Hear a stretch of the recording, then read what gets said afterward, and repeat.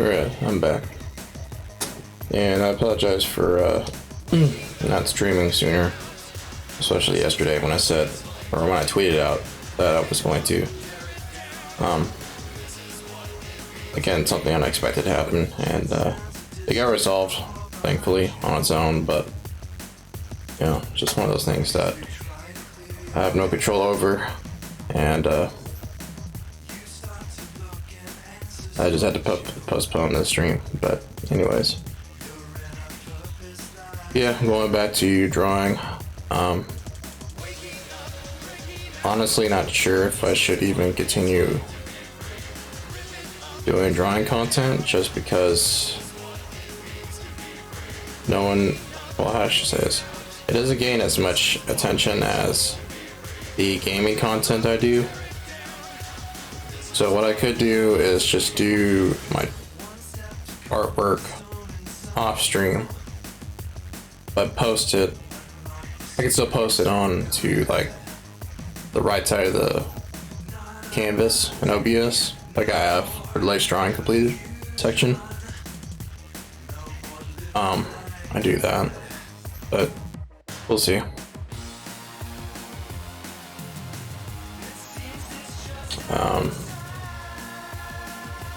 What else I don't want to talk about?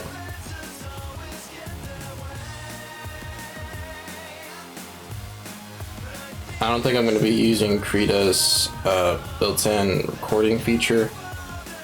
It's just not very optimized.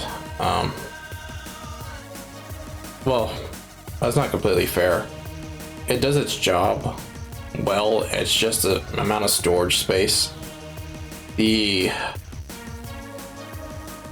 screenshots it takes for the time-lapse video, it compiles all the screenshots for. They take up way too much space, storage space anyways, on my SSD. So I'm better off just saving space by just recording the entire process and just editing segments together if I don't do a drawing in one sitting, or complete it rather. Okay, what else? Yeah, I tweeted out that I'm gonna be doing the next Knuckles drawing differently than what I've been doing. And the reason why I say that is because we gotta do this first. So this entire time I've been working in a way that, when it comes to drawing anyways, I've been using the same process that I was taught to use to do back in the art program, back in when I was in college. There's nothing wrong with that, as I've clearly shown. It's just that when I compare my work to other digital artists, their work is a lot much more simpler when it comes to the, not the grisaille layer, but just the value on the forms that they apply it to. And on top of that, so is the number of colors that they put on, or use rather. The color palette is a lot simpler as a result. And while not every artist works that way, some artists still do something similar to what I'm doing now, which is what you would do in a painting course. Nevertheless, though, even then, they still don't like go through the painstaking process of blending each individual pixel together, making everything look seamless and such. So, in that respect, I think I should just follow their example and just not put a whole lot of emphasis on making everything look realistic. And what I mean by that is this gradation here, values is very smooth. You're not seeing any sections of each value. The highlight, mid grays, middle grays, the shadows, the cast shadows, and so on. Reflective light. It's all fluid. And over here, when I try to do all that, it just doesn't, it looks muddy. It just doesn't look right. And there's a lot much more of a simpler way of doing it, but nevertheless though, this is much more of a hassle, and it's a lot more effort than it's worth putting into to achieve the same result as this. So this is not me just trying to justify not doing the work or not doing as much work as I have been, but more so it's just not ideal. So that I will finish this drawing, you know, with the usual process I have been, but yeah, starting the next Knuckles drawing or next reference image, I'm not going to be doing it like this anymore. Not completely. I'm not going to be doing your side layer, but I will be doing something similar. And hopefully it'll look decent. Anything else I want to talk about?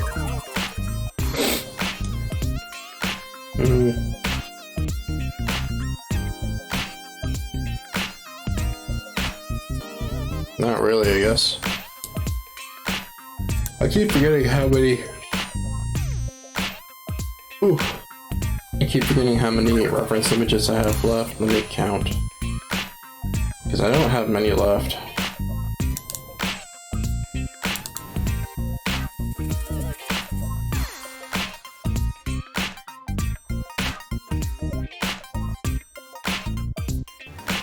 Yeah, just 8.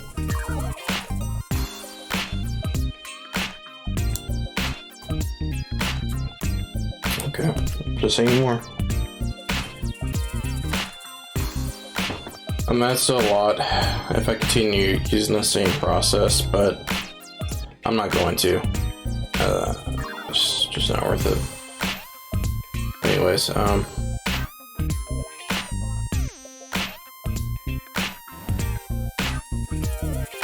yeah, I mean, that's about it.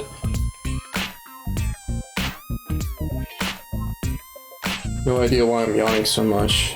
I mean, I did sleep for a few hours, but that just still shouldn't be a reason. Also, my nose tends to get stuffy for some reason whenever I talk now on stream. Must be something in the air. So in my room. Anyways,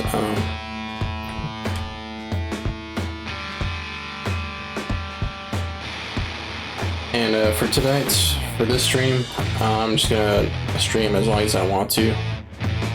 Meaning that I'm not gonna stop at the 1 hour mark like I normally do. Not so much to make up for lost time, but more so because I don't know what it is lately, but I've just been getting pretty lazy when it comes to scheduling stuff. I kind of just let things go. If something just doesn't happen or I don't meet my quotas. But anyways. Alright, I think that's about everything I needed to talk about, so we can go ahead and get started.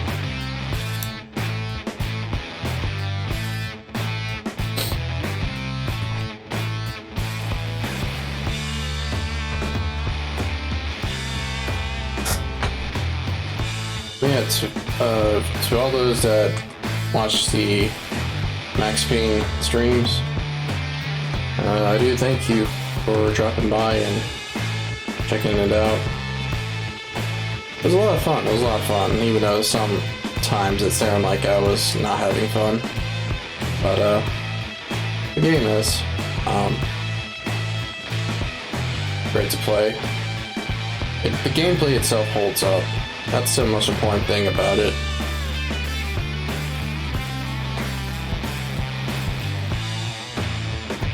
A lot of games have fun gameplay loops, and that was the result.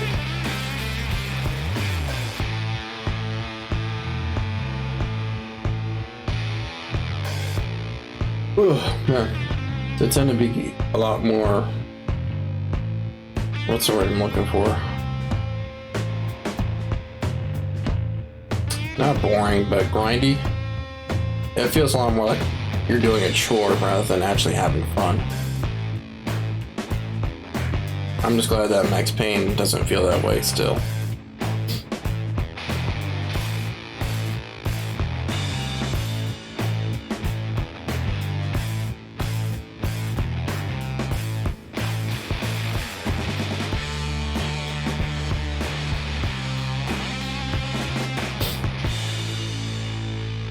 Oh yeah, I forgot. I wasn't using these brushes. I was using this.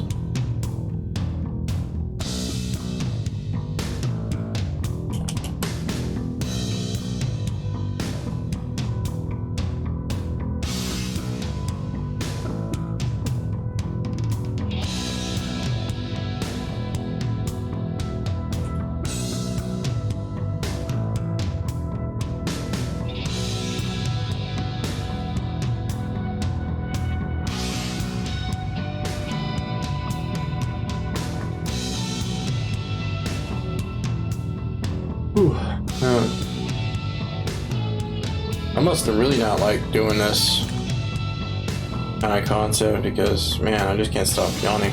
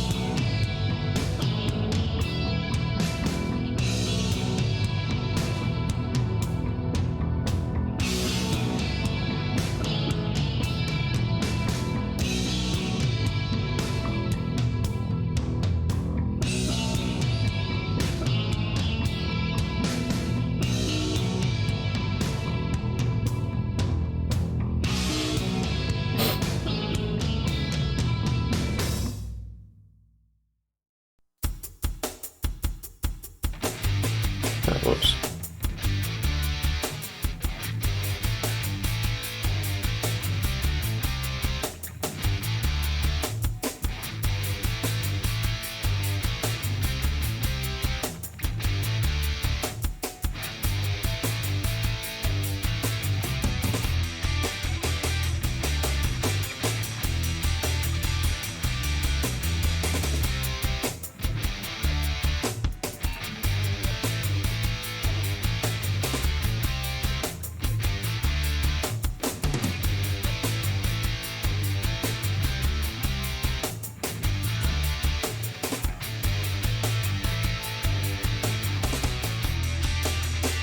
I do have this project idea I've been thinking about for the last few days, and it has to do with next month.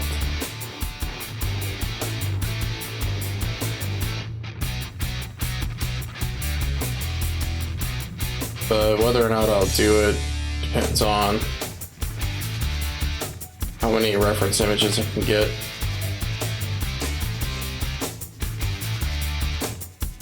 We'll see.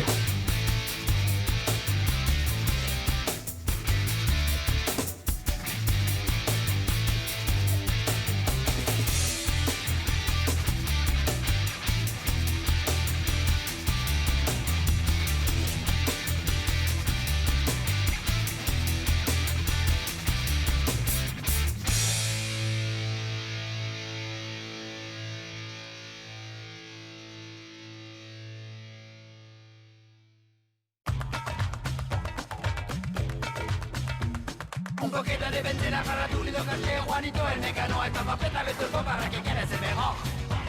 El mejor. Un poquito de benzina para tu lindo caché, Juanito el mecano, esta papeta de turbo para que quieres el mejor. El mejor. Jole, jole, jole, jole, cuánto rueda del sol. Jole, jole, jole, jole, oh cuánto rueda del sol. Jole, jole, jole, jole, cuánto rueda del sol. Jole, jole, jole, jole, oh cuánto rueda del sol. Un poquito de benzina para tu lindo coche, Juanito el mecano, esta papeta de turbo para que quieres el mejor. Para que quieres el mejor. Un poquito de benzina para tu lindo coche, Juanito el mecano, esta papeta de turbo para que quieres el mejor. Para que quieres el mejor. Jole, jole, jole, jole. Yeah, I'm definitely gonna need color that'll blend in between that.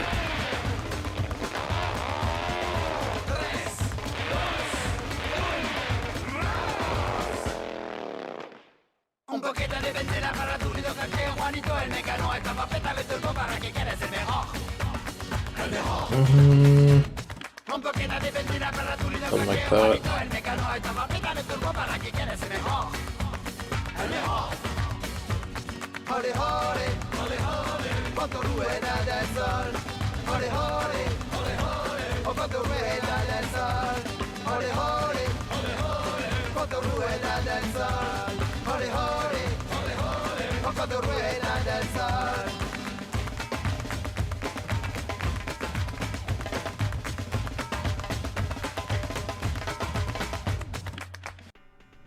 See if that'll blend better now.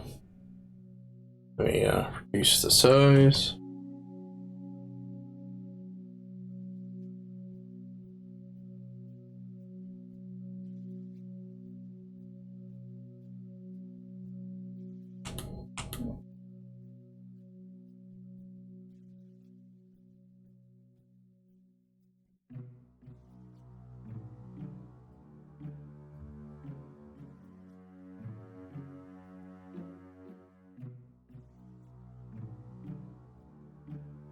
I might have to drink a Monster or something because this is ridiculous. I just slept for a few hours. Why do I still feel really tired?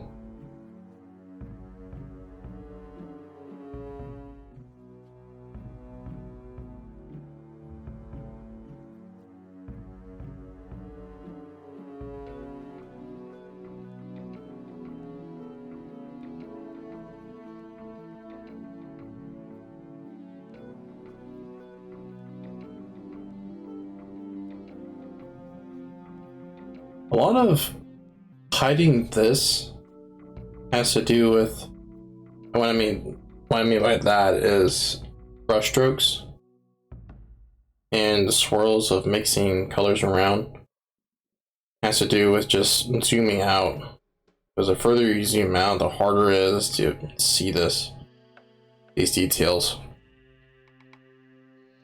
I talked about this before, but I'll mention it again.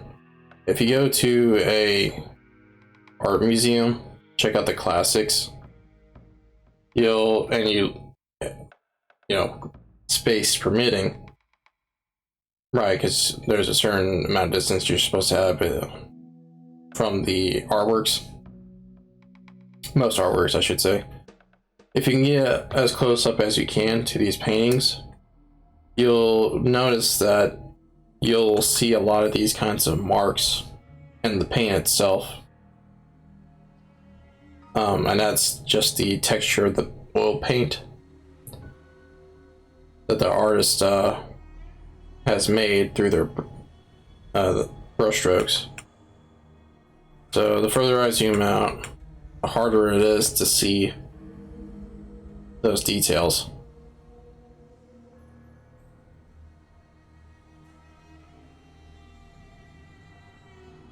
The closer you get, the easier it is. And it's just a weird way our eyes work. And now that I've understood that, I've been caring a lot less about the finer details and such. That's why I'm taking a more lax stance towards shading and values on a form and such. I mean, you still want to use some of the steps I've demonstrated, but you don't have to be anal about it. You can ignore this completely. What I'm doing now, I'm blending the colors together to create this kind of weird oily texture, and just leave it like separated. That'll be good enough. The thing is though, my mind, because I've been trained in the art program to see this what I'm doing right now as the correct way of making a painting, even a digital one. If I leave it like this, the values like this, my mind, for again, because I've been told to not do this, not do it this way, it just sees this as incorrect.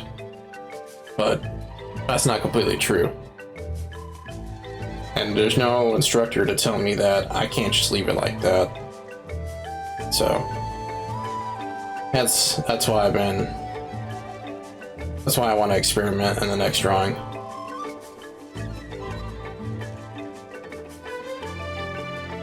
I mean, pretty much once you learn how to do what I'm doing now, you're free to just do whatever you want afterwards, including just not bother adding value at all to drawings. I mean, or paintings for that matter.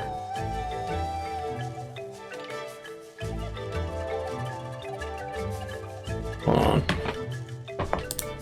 I hate how the update to Krita has caused the settings for some of these brushes to just not exist anymore.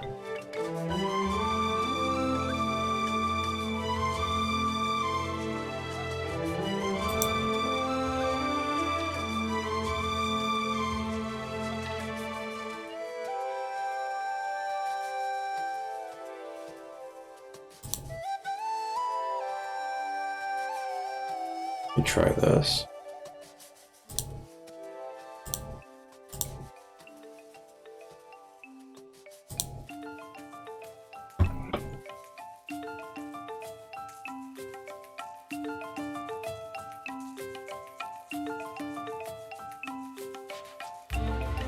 There we go.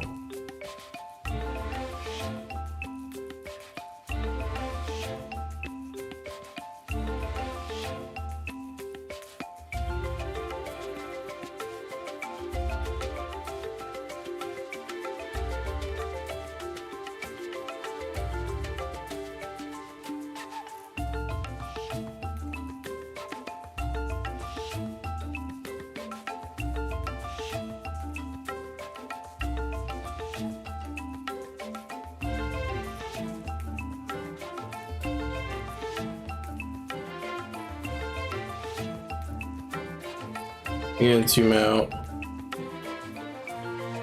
and while it does look muddy, you can't see the brush strokes, so it still looks like it's blended together, just not cleanly.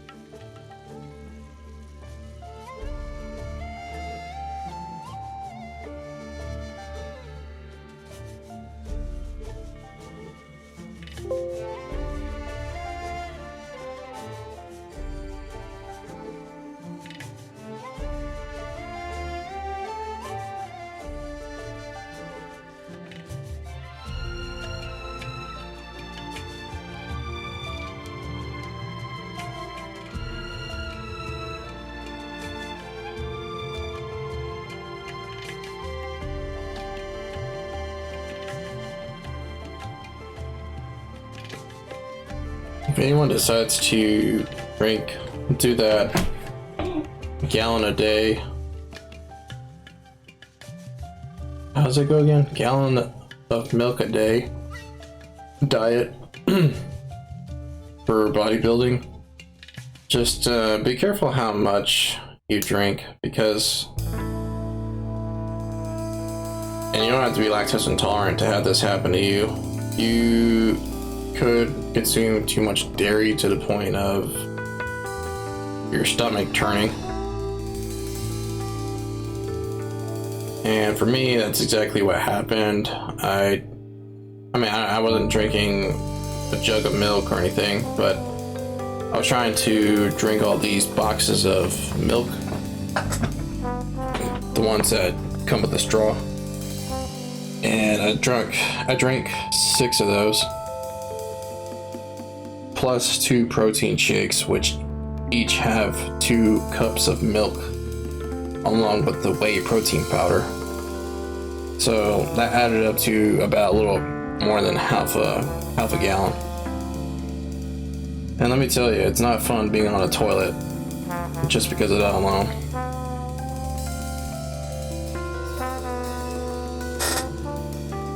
It's weird because you can eat a lot of cheese, or I can anyways, eat a lot of cheese and Greek yogurt without having any issues like that, but for some reason, when it comes to just plain milk, I always get the runs.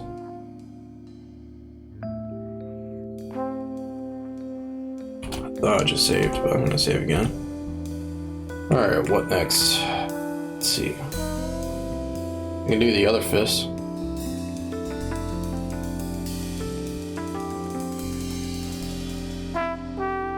Yeah, I think I'll do the other fist and then do the head.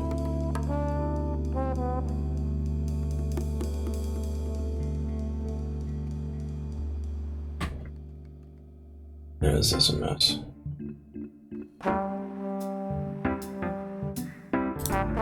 Click on that. Add group layer. Do right hand.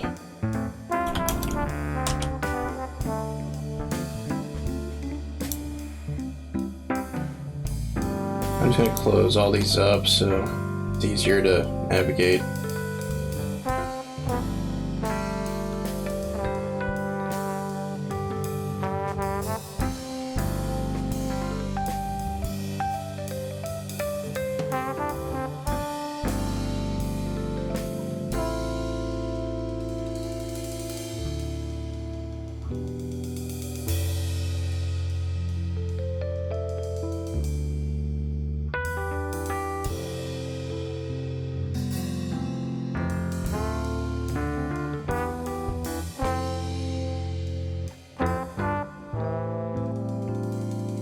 What's going on?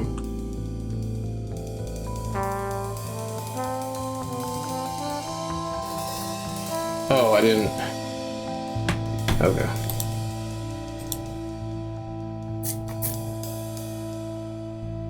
Alright, let's see. And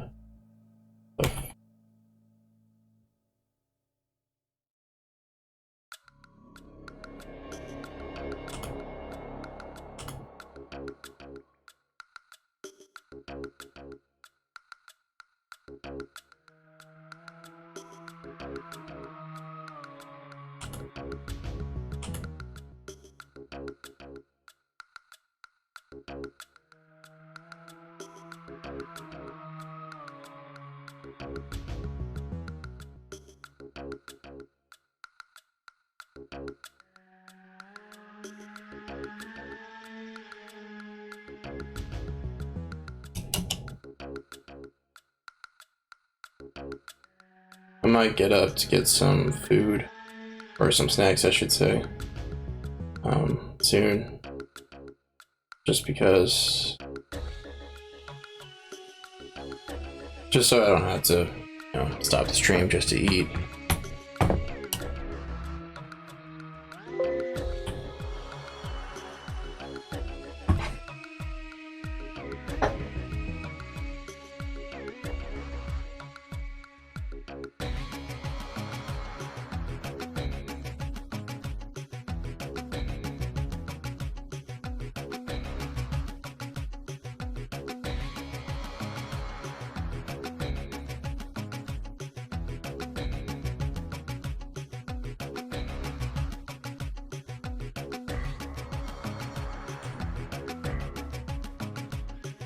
Like that, right? No. That.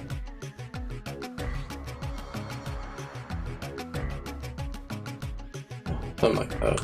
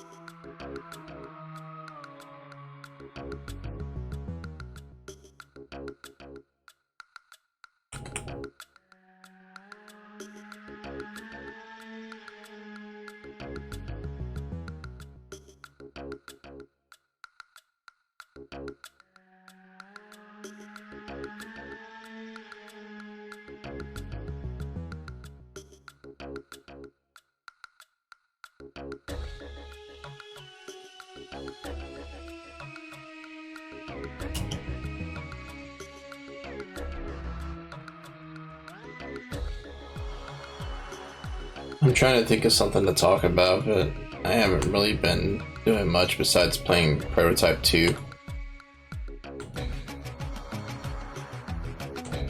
I guess I could talk about the Prototype series. So if you don't know, Prototype was a game originally released in 2008-ish by Radical Entertainment. They've made other games before, one of them being The Incredible Hulk Ultimate Destruction, the best superhero game ever made. I digress. Well, next to Prototype 2, but I digress. Anyways, and Spider-Man 2. So Prototype is just a game series about, and yeah, it's basically about this virus that gets developed and released. It's supposed to be some sort of weapon used against specific people. Demographics, let's put it that way. I'm not gonna get too into what I was heavily implying, but anyways. Oh, I messed that up. Did I? No, I don't think I did. So when I do that... No, I'm good. Okay. Anyways, the virus gets released by a guy named Alex Mercer, who was one of the developers of said virus. He was one of the scientists that helped create it, but he had no idea that it was going to be used as a weapon. He found out,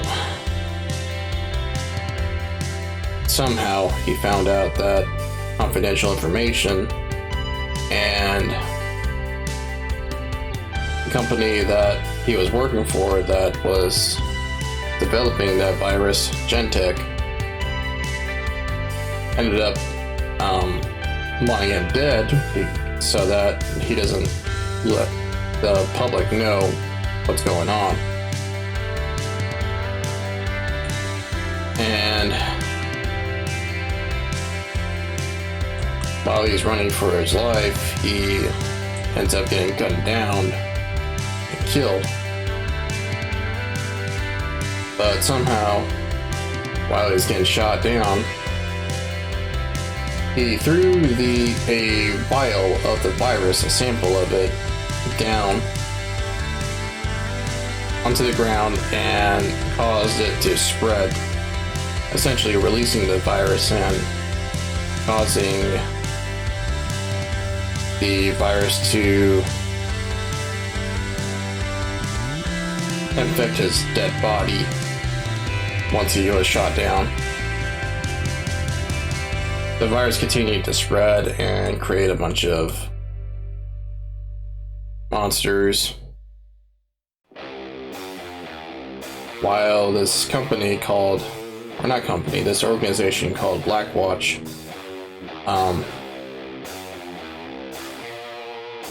hunts down anyone that's infected with the virus, as well as Alex Mercer himself.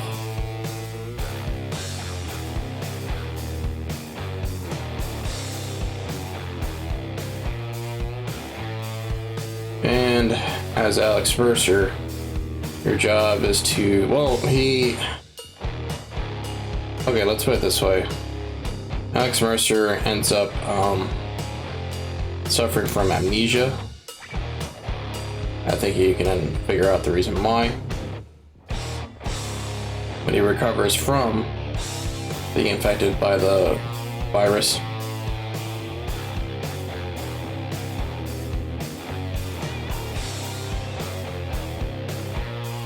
and he's wanting to regain his memories back. So he hunts down those responsible for killing him. Or hunting him down anyways. And Gentek. And Blackwatch. Nope. Dropped my pen.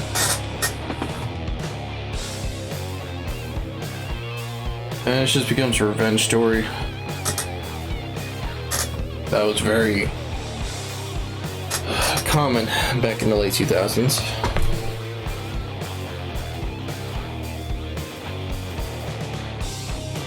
But it was a fun game though, the original prototype. It borrowed a lot of ideas, gameplay elements from the Incredible Hulk Ultimate Destruction game. A lot of moves were very much copied and pasted from that game. So, if you played the Incredible Hulk game, then you already knew how to play Prototype for the most part. The one thing that Prototype does that not really a whole lot of other superhero open world games did at the time was allow the player to disguise themselves as someone else. Shape-shifting is what Alex Mercer does because of the virus giving him the power to do so. And anyone he consumes,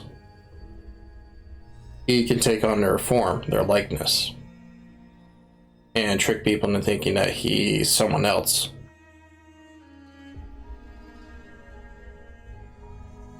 So you're able to escape from combat pretty easily by breaking an enemy's line of sight and changing into someone else's identity.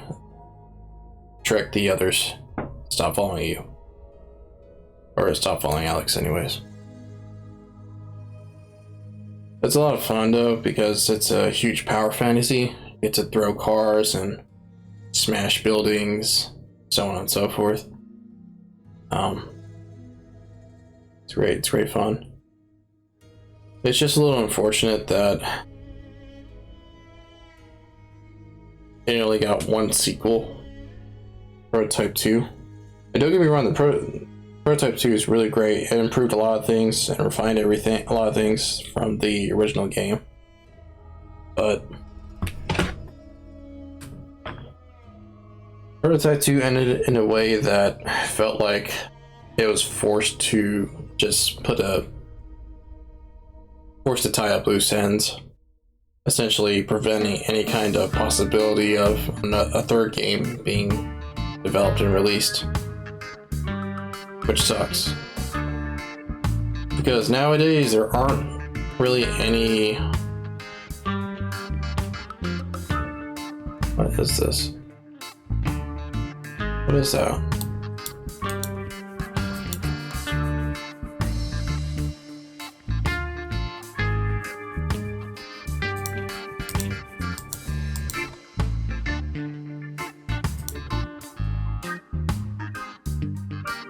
What did I just do? Oh, I think I expanded the canvas or something. Hold on.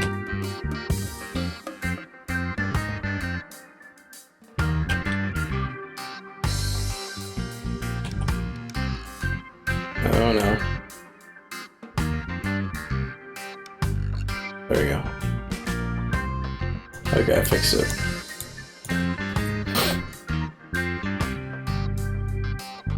Anyways, that's what I've been doing lately.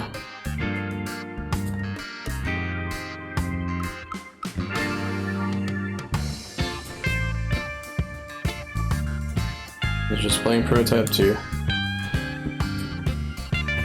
So something about the I want to mention about the, yeah, I knew it.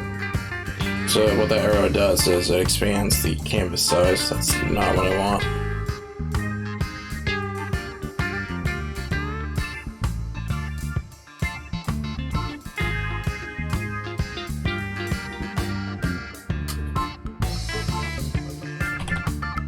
I might have to open up this project again. Actually, never mind. We're good, I think. Yeah, we're good. Okay.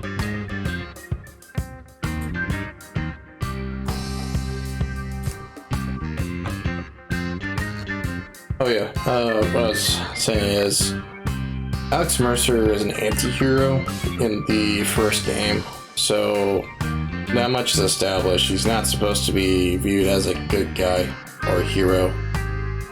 He pretty much stops Gentek and Blackwatch from destroying New York for his own selfish reasons. But in the sequel, Prototype 2, Alex for some reason becomes the villain, the antagonist of the story. And he becomes like a cliche world domination villain kind of guy, super villain. And there's nothing wrong with that exactly, except that it just comes out of nowhere. I guess Activision just didn't know what to do with the character afterwards.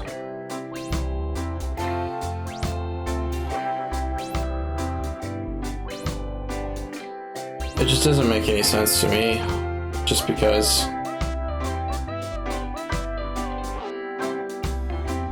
well, let me put it this way. So in the plot of Prototype 2, whoops. Let me make a separate layer.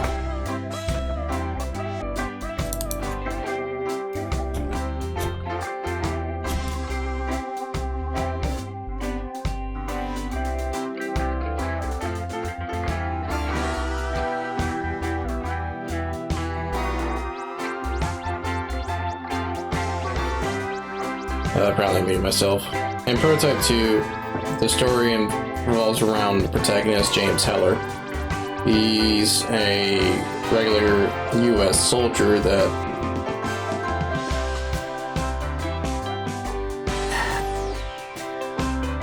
had his wife and his daughter killed because of the virus that Alex Mercer unleashed in New York.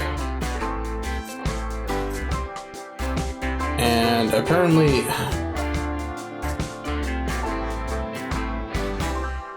let me backtrack. So the virus had been quarantined and contained right at the end, apparently after the original Prototype game. But somehow there's a huge outbreak and the virus started to spread again, like at the first game, and it caused James Heller's wife and daughter to be killed because of it. Heller blames Alex Mercer for the death of his family, so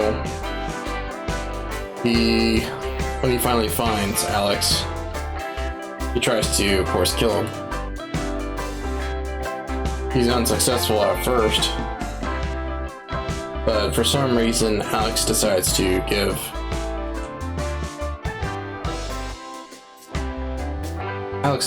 infect Heller with the virus and make Heller like himself. He's been doing that to other people as well. And in an attempt to create an army of superhuman things. What they're called the evolved in the game. But I digress. And Heller's infected with the virus. I'm not sure if that counts as him dying, because typically anyone that's infected with the virus ends up dying through the process. But anyways, he uses the virus, right, with his new superpowers to find and fight Alex Mercer, stop him from essentially trying to complete his supervillain goals and such, as well as find his daughter, who, as it turns out,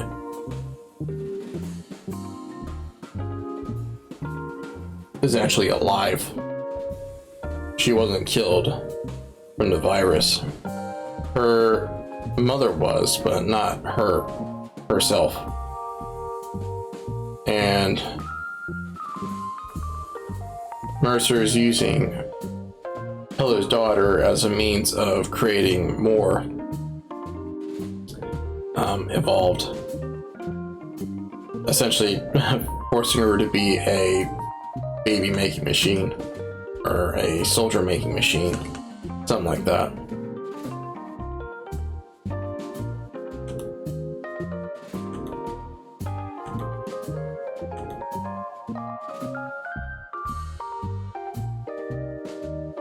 The reason why I have a problem with the plot of Prototype 2 is that, again, it doesn't make any sense for Mercer to go through the painstaking trouble of saving New York, especially when his sister, Dana Mercer, lives in New York, still does in Prototype 2. And fought both Gentek and Blackwatch, only to, I wouldn't say undo all that work, because if you don't know, I mean, spoilers, let me put it that way, spoilers. At the end of the original Prototype, Blackwatch decides to essentially nuke New York in order to destroy not just Mercer, but also every infected person in New York, which also means including killing everyone that's not infected. But anyways,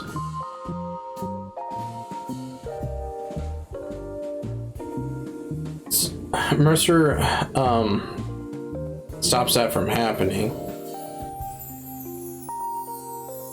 and somehow the virus becomes quarantined and contained, right? The number of infected had been reduced by quite a lot, to where New York was able to be divided between different zones of safety, or different zones with different quantities of infected citizens with the virus. There's a green zone, the yellow zone, and the red zone. Obviously, the red zone is where it has the most number of infected citizens.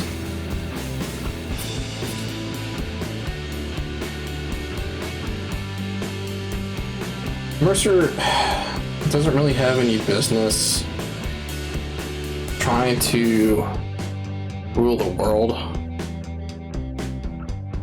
He didn't really care about any of that.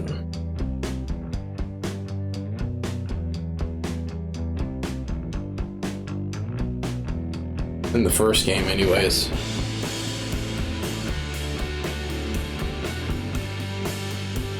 I don't know, man. It just doesn't make any sense to me.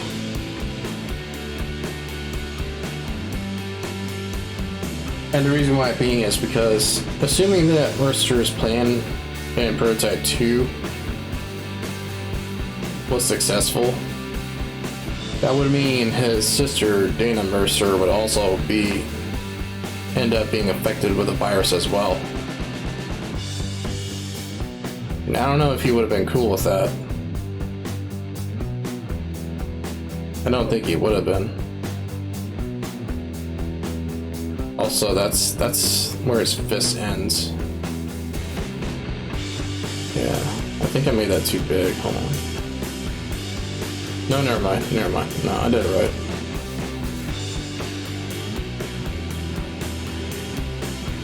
I don't know, maybe I'm just kind of salty that the protagonist of one game ends up being a villain in another, in a sequel, and essentially tries to do the exact same thing that the antagonists in the first game were trying to do. It kind of just rubs me in the wrong way.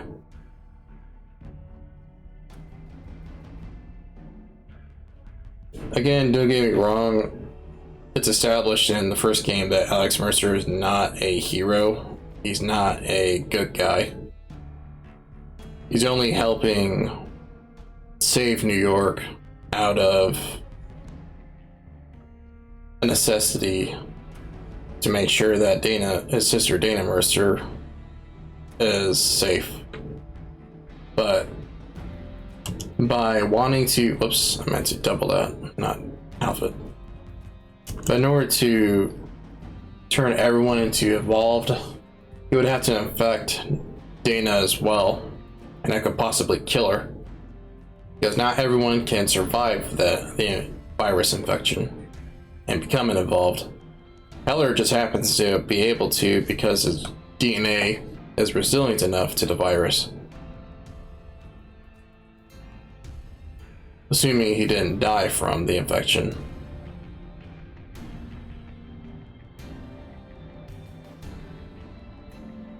You see where I'm getting with this? It just doesn't make any sense for him to do something like that. Apparently there was a short comic series that was released in order to explain this transition in Mercer's character, but I haven't really dug enough information around that to give my thoughts on that. However, I don't think that should matter. I should not have to read a transmedia source just to understand this shift in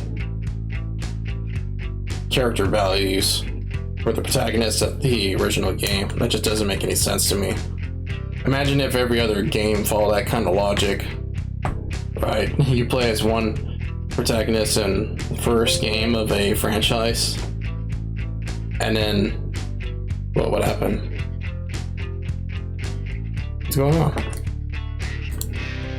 Oh. Apparently Twitch crashed on me or something. Weird. But yeah, imagine if... Let's put it this way. Let's use Sonic as an example. Sonic defeats Eggman in one game. But then in the next sequel, Sonic becomes the villain. And Eggman's usually trying to create his Eggman Land, right? His amusement park filled with robots and such, and trying to destroy the landscapes and so on. Yeah, well, after Eggman gets defeated by Sonic, Sonic for some reason wants to do the same thing and create Eggman Land as well. It wouldn't make any sense at all, but that's exactly what happened in the Prototype series. I think, for the most part, the writers just didn't know what to do with Mercer. All they really had to do was just get some other character they could create, have him be essentially doing what Mercer's trying to do, right? And instead of Mercer being the reason for Heller's family dying, he would get blamed, right, for it, just like he was blamed for the virus outbreak in the first game. There's this, misunderstanding between Heller and Mercer. They fight it out for a bit, but then they realized that they had to work together in order to bring down both Blackwatch, Gentek, and this new villain of the game. That would make a lot more sense, but that's not what they did. And again, because there was never a third game, there's probably never a third game planned to begin with. I think that's the reason why the writers for Prototype 2 decided to make Mercer the villain or the antagonist of the game, so they can essentially get rid of him and tie up loose ends. It's unfortunate, but that seems to be my understanding of why he had a completely different character in Prototype 2. Simply put, they just didn't want to have any other reason for Mercer to be around so that the series could have a third game. That's not to say that they still can't. I mean, Heller still exists, so they could do a bunch of stuff with him as well, but I mean, unfortunately, that's never going to happen because Activision just doesn't want to make Prototype games. They pretty much don't like making any other games besides Call of Duty, because that's their cash cow, of course.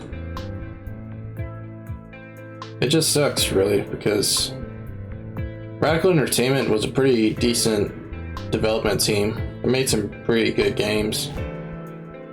Really good open world superhero games. But, I don't know. I mean, apparently the first game just didn't do well enough to justify a sequel. But yeah, they allowed Radical Entertainment to make one anyways. It just doesn't make any sense. Like, they probably just didn't have enough faith for the Prototype series to sell well enough, so they decided to just can it early.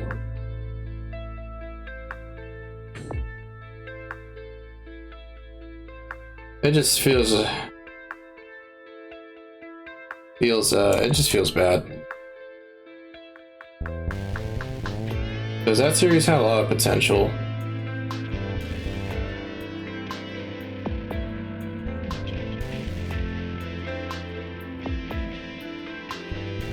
You know how for superhero comics in the West, they tend to go on for a long time?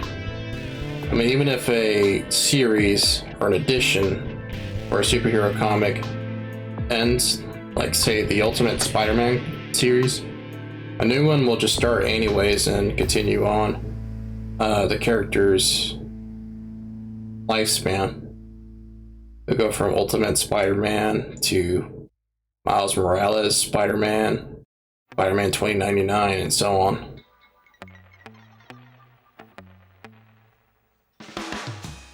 They could have did the same thing with the Prototype series. Has some really wacky stuff happening that you can only see in stuff see in comics.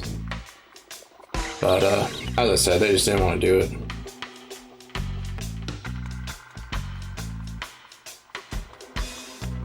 I mean, Pinnacle Entertainment's not the only company. I mean, not company, only development team that gets shafted by Activision. The longest time, and they probably still do. Raven Software, or Raven, who developed, I think, the Hexen games, Hexen 1 and Hexen 2, or Heretic is one of those two. They were making their own games until they were published by Activision, and then Activision said, yep, you're making Call of Duty games from now on. And ever since then, that's all they've been doing.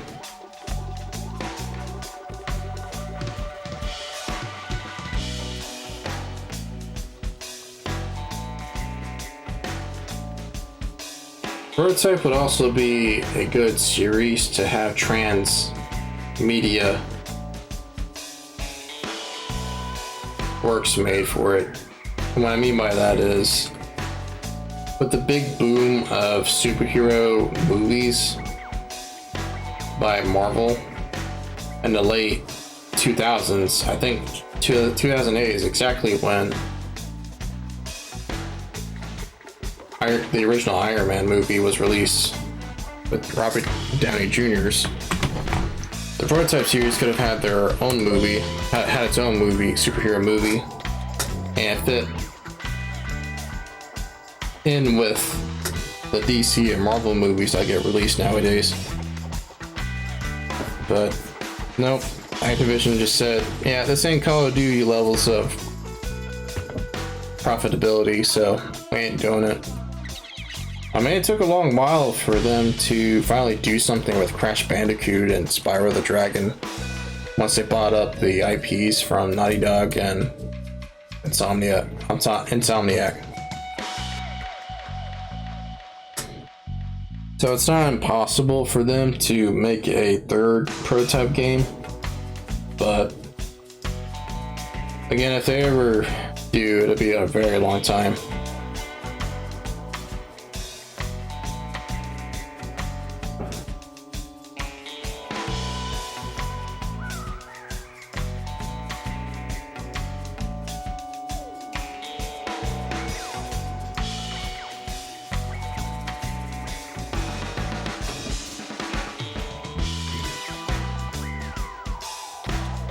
I think that's all I gotta say about the Prototype series.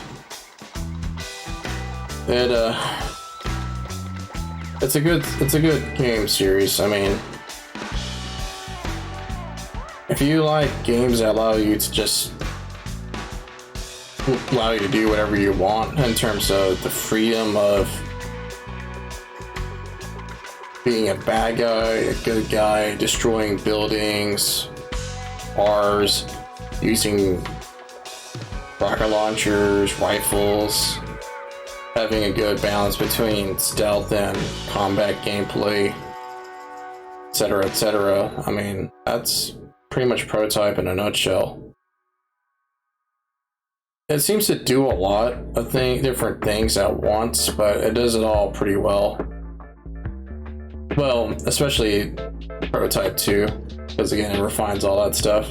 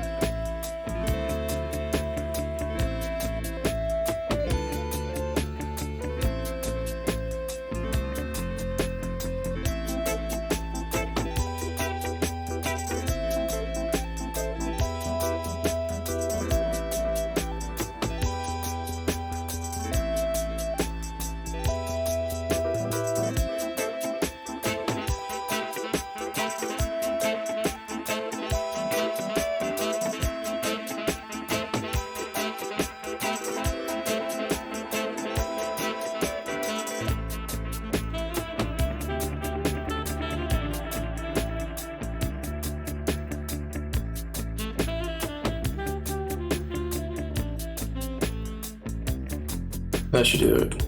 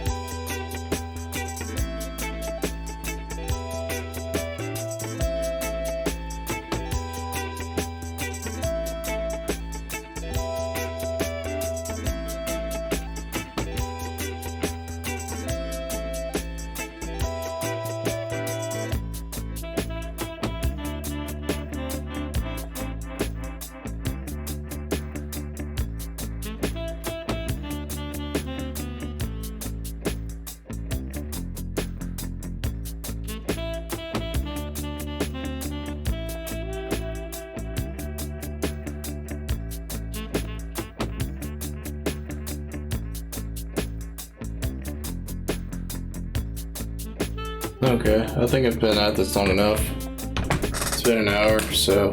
I'm not gonna end the stream, but I am gonna take a quick break to get some snacks and grab a can of Monster because my eyes are struggling to stay open. So, just give me a few minutes.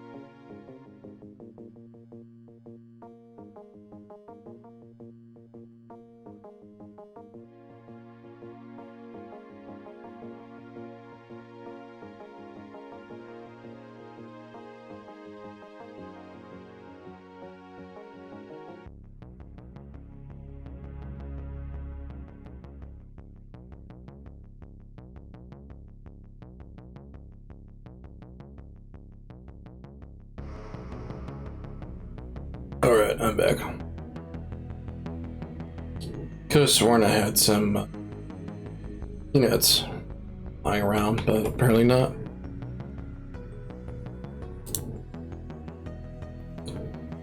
That's alright. Just eat what I got.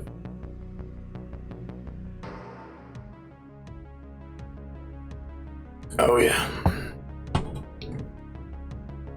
Alright, let's get back to it. I'll tell you what though. I definitely do miss eating a lot of food in one sitting.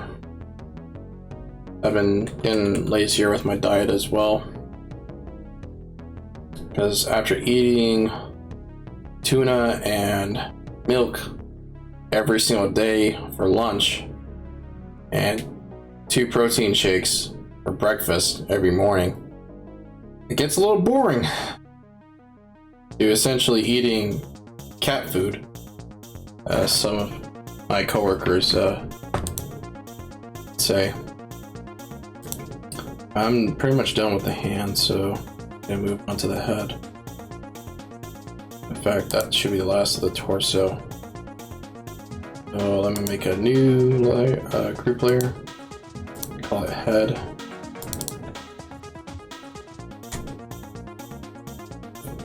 And for the first layer, I guess we'll do the maw.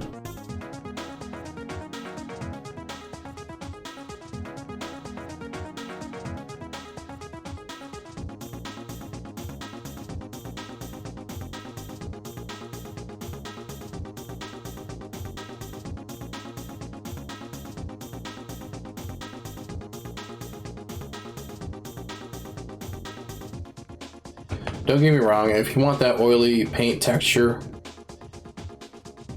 in your digital drawings, I mean, this is the way to do it. But I personally don't like the way this looks, just because when I look at digital art, this is not what I see usually. Not this extreme anyways, so.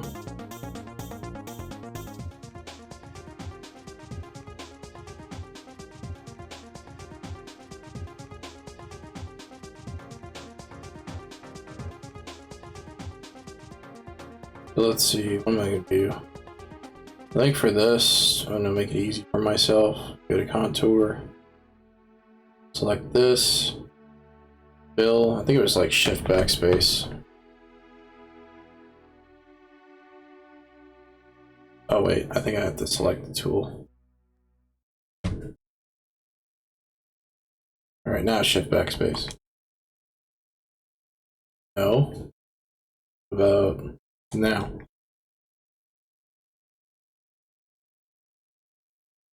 That's weird.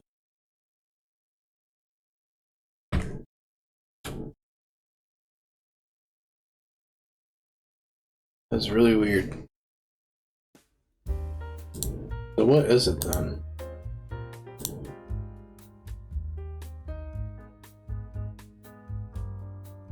Should be under select, I think. Or edit. Yeah, it is shift backspace. Oh, that's because I still have it. Okay, that's why. Now if I do it. Yeah, there we go. Okay. That's a simple way, the fastest way anyways to do it. I mean, if you don't count all the errors I was making.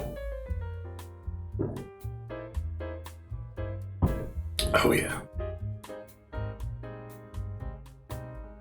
Let's see. So there's some reflective light here. There should be a little highlight here. But for the most part, there's not a whole lot of variation with the values here.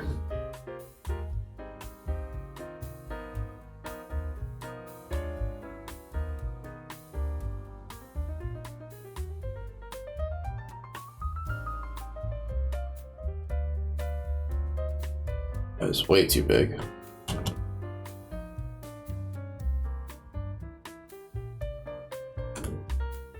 It's also too big. Let me reduce that to 30. There we go. Something like that. Where does it end? Yeah, right around there.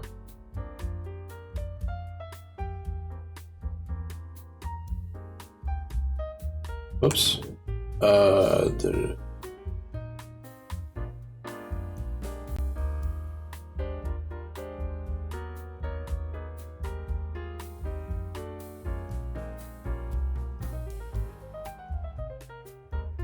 And there we have it. It's gonna get blended anyway, so who cares?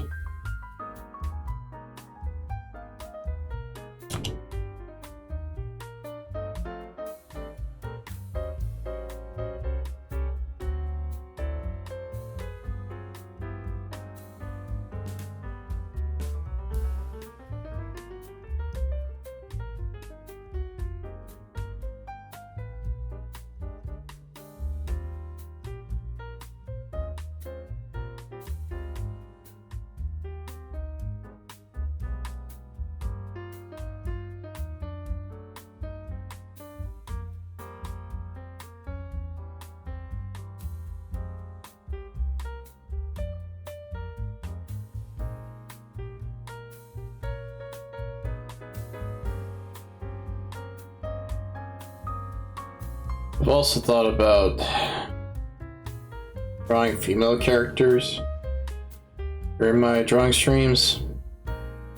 Not so much for the attention, but more so just for the sake of variety, because I've noticed that the majority of the drawings I've made and uploaded onto my DeviantArt are nothing but dudes, and I don't know, I mean, it feels a little strange considering that when I was an art student, in our figure drawing and painting courses, we would have both male and female nude models, so there's variety.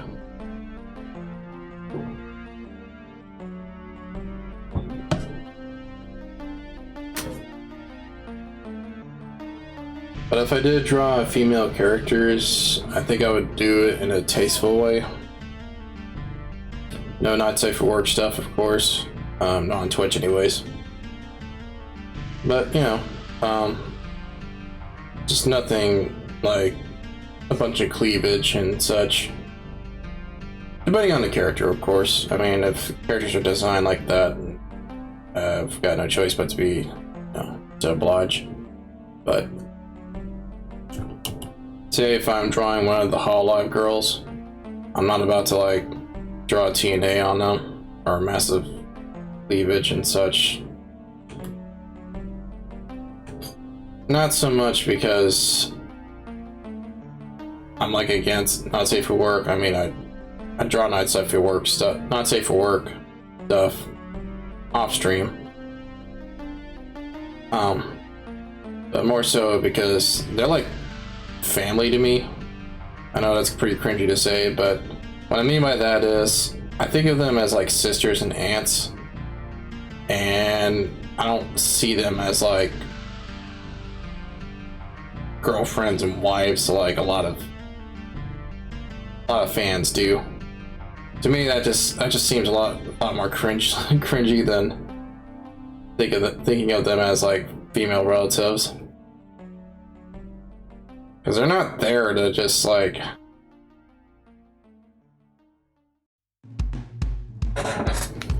they don't exist. They don't stream to be flirted with or anything like that. I mean, some won't mind that, but others are like, dude, like, why are you telling me that you're jerking off to me while I'm streaming? That's not cool. When I see clips of that, it's just like, dude, come on, man, like, have some class, like, have some decency. Think of it this way: if you're not willing to say it to someone to a chick right in their face, then I don't see why you would want to like put that in chat. Just keep that to yourself, man.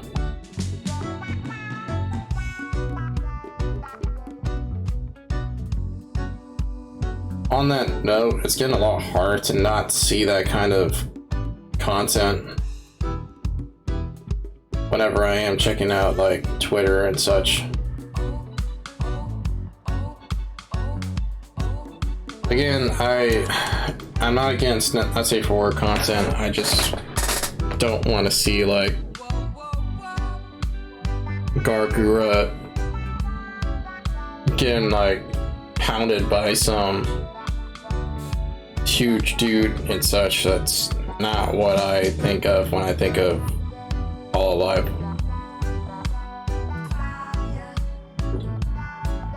Some of the girls make it hard to not think that though, like Marine and Hachima and even well, let's not bring her up because she's not there anymore. Matsuri. Because they embrace being like degenerates. They embrace the degeneracy, the degeneracy of some of the fans.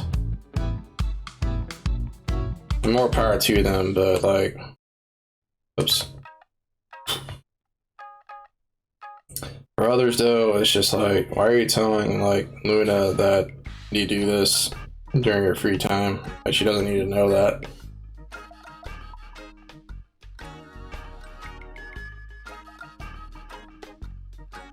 Another 5 minutes. I'm gonna eat some of these snacks.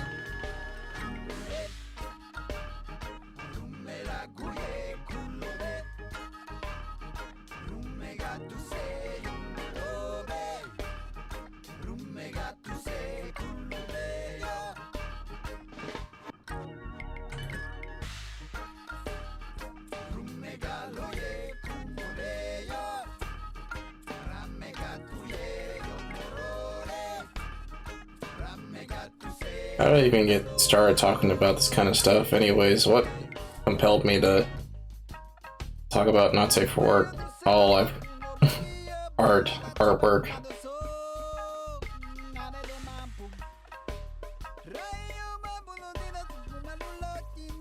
I was talking about one of the Hololive girls and then I just got towards that point.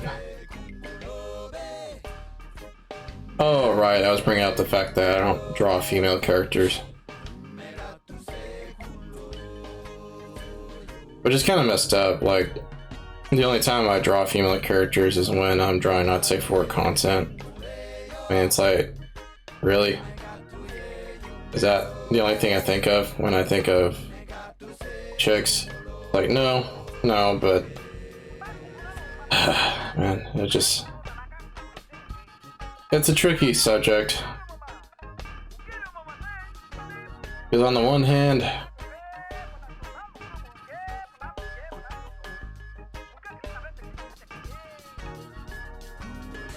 drawing chicks nude is nothing new to me, or painting them for that matter.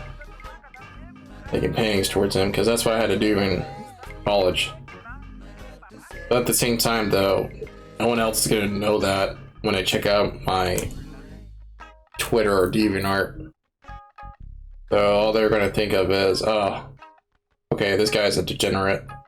This is all he thinks of when he sees a chick. It's like, no, no, art school just made me think this way.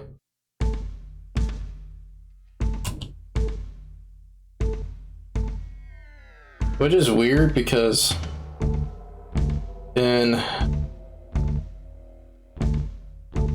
the fine arts, the nude model is treated as something of... It's treated with a lot of respect. It's not treated as like something you just whack off to.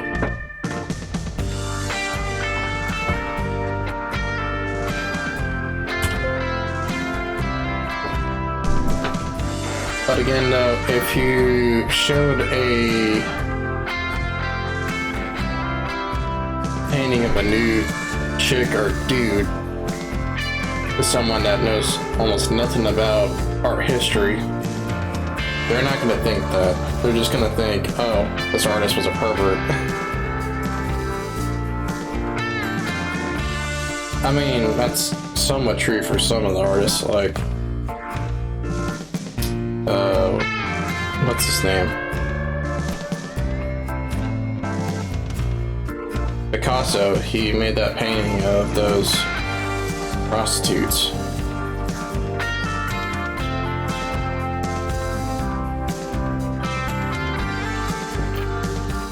And then you have all the classical masters painting nude models, I mean, nude dudes and chicks as well. But again, though, it's not out of like, and it's not out of a motive for the motivation behind that is not to sexualize people. It's to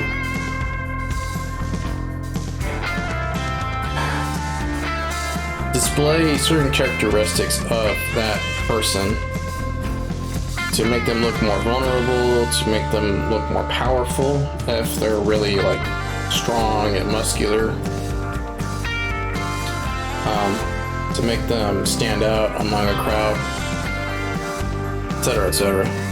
But again, no, like no one really cares about all that. All I see is like nipples and other genitals.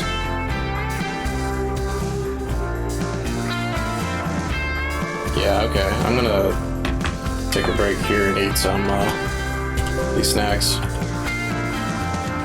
But I'll talk more about this when I get done.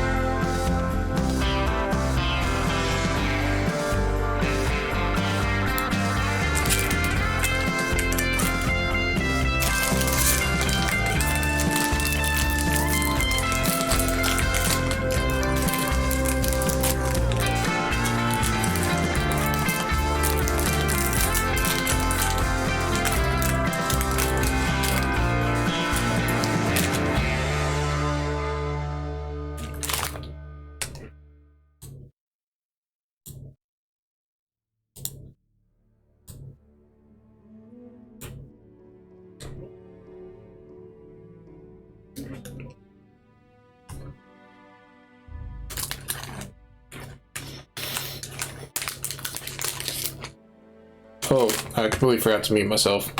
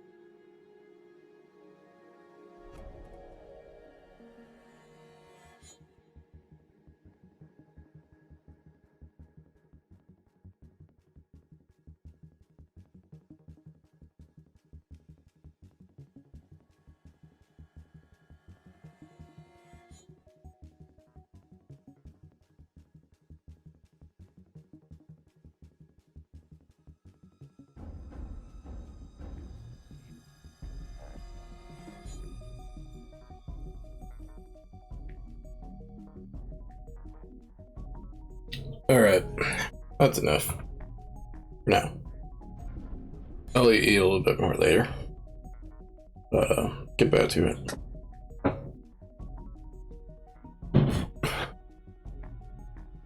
Again, sorry for not meeting myself when I was starting to eat. I'm not used to streaming like this.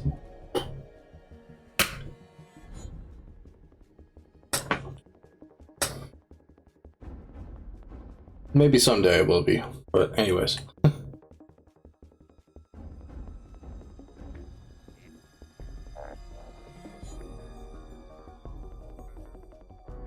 Right, well, I mean this. Go ahead. Oops.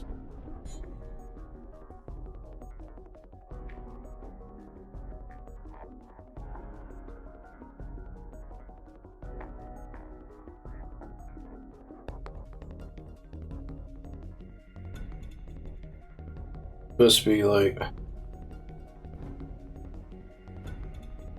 that's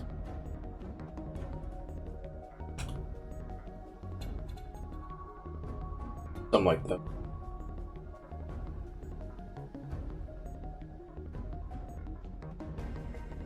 A little bit less though.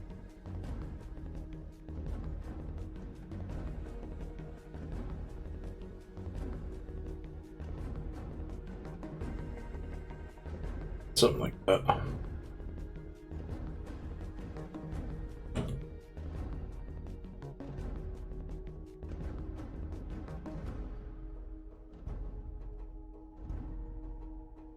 A game that I look forward to playing on stream is Jade Empire. Jade Empire. It's one of those games that I think of fondly. And thankfully it's got a PC port and I played it, so I know that it runs well. But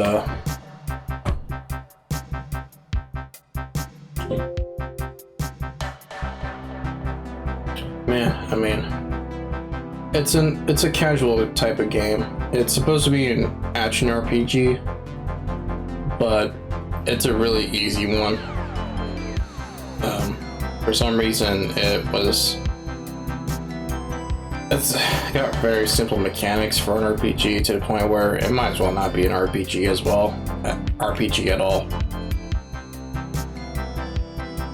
And the combat itself in the game it's a rock, paper, scissors kind of style.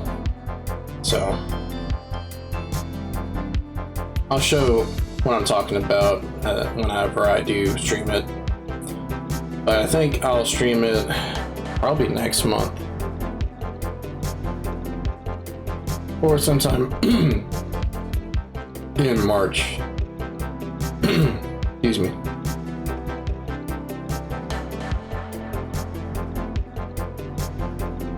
I especially want to make a YouTube poop of that game because I think it's got the potential for having a lot of meme quality to it, or just a lot of potential for memes.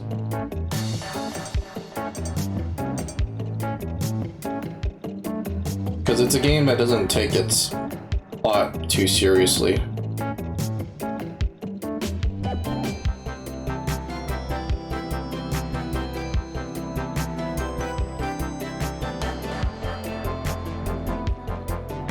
There we go. I'll clean all this up later. Right now, all that matters is just getting the values on there. Alright, that about does it. For the maw.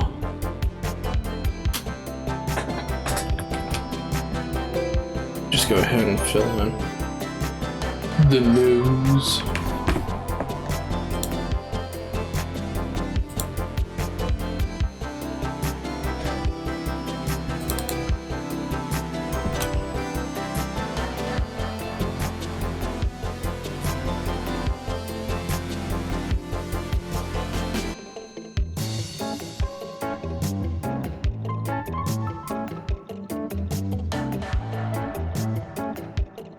And for this, I think I will use this value.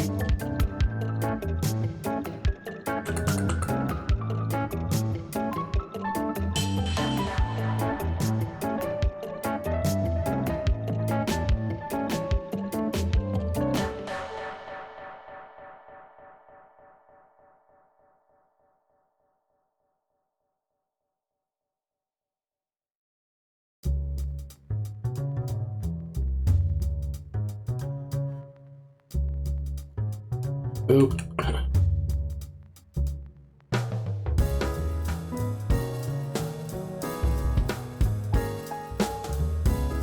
And for the mouth itself.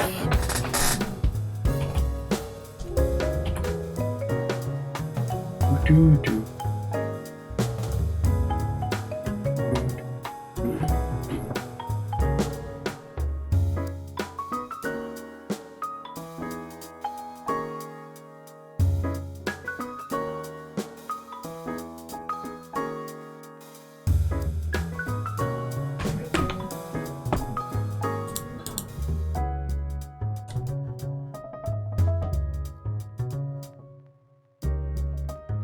I might just draw or paint the teeth separately, so it's not going to be a pain to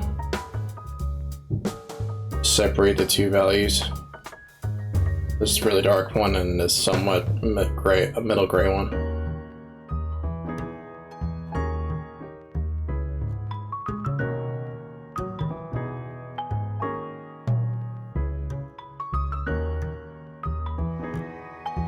Oops.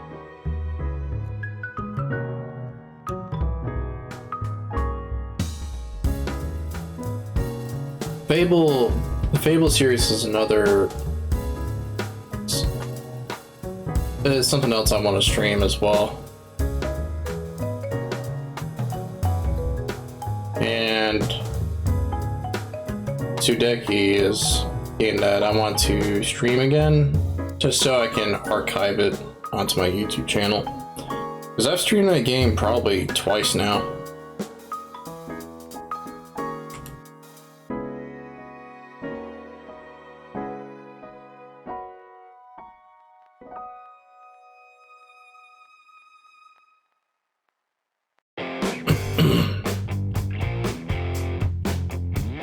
I just enjoy 2000s games a lot, and late 90s games. Don't get me wrong, I still play newer ones, like, as I said earlier, I was playing Prototype 2, and I just finished, recently, I finished the Destroy All Humans remake.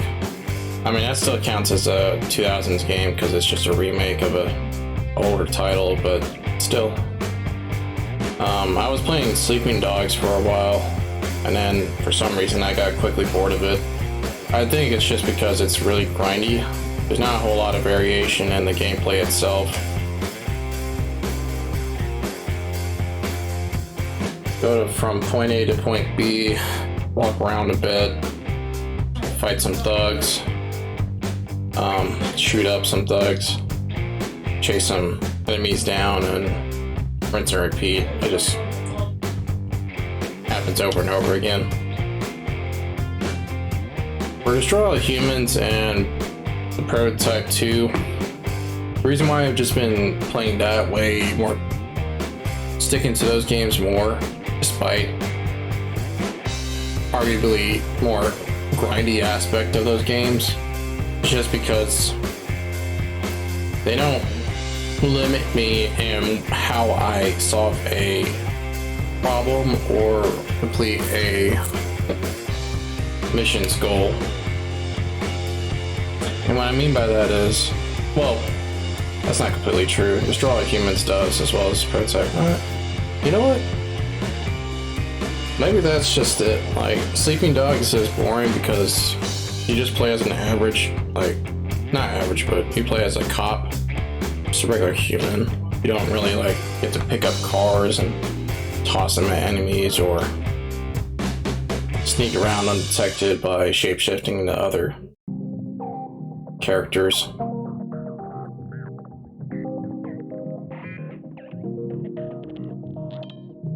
Oops. I should have just used this. There we go.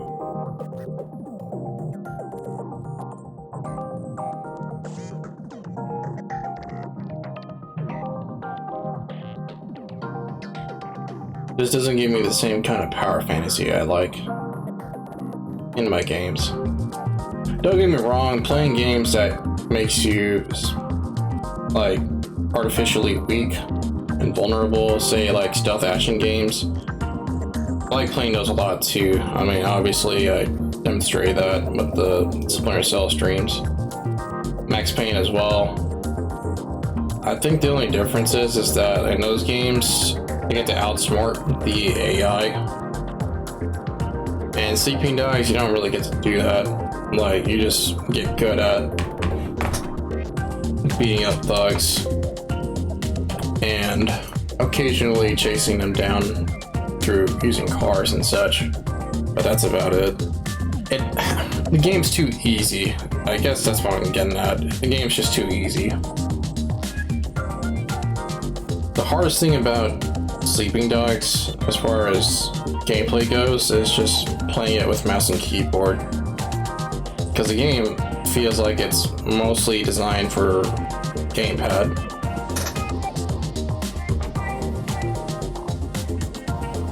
But otherwise, though, I mean, it's kind of a joke, really, with the way the combat works. But the shooting aspect, third-person shooting, and the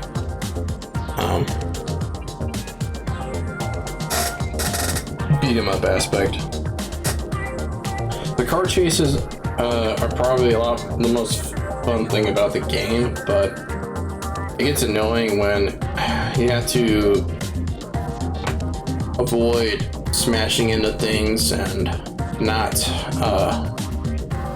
kill pedestrians and so on and so forth. The same kind of stuff you would normally not get in trouble for in GTA, you get penalized for in Sleeping Dogs. It makes sense, but at the same time though, it doesn't really make it fun.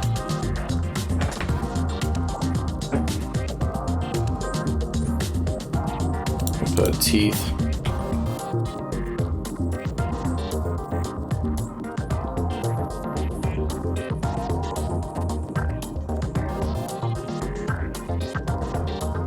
And again, it does that thing that Ubisoft likes to do, where it just drops a bunch of collectibles and side missions, like a lot of them, a lot more than there should be, on the map itself for the player to find and complete. But there's no real payoff to completing such things.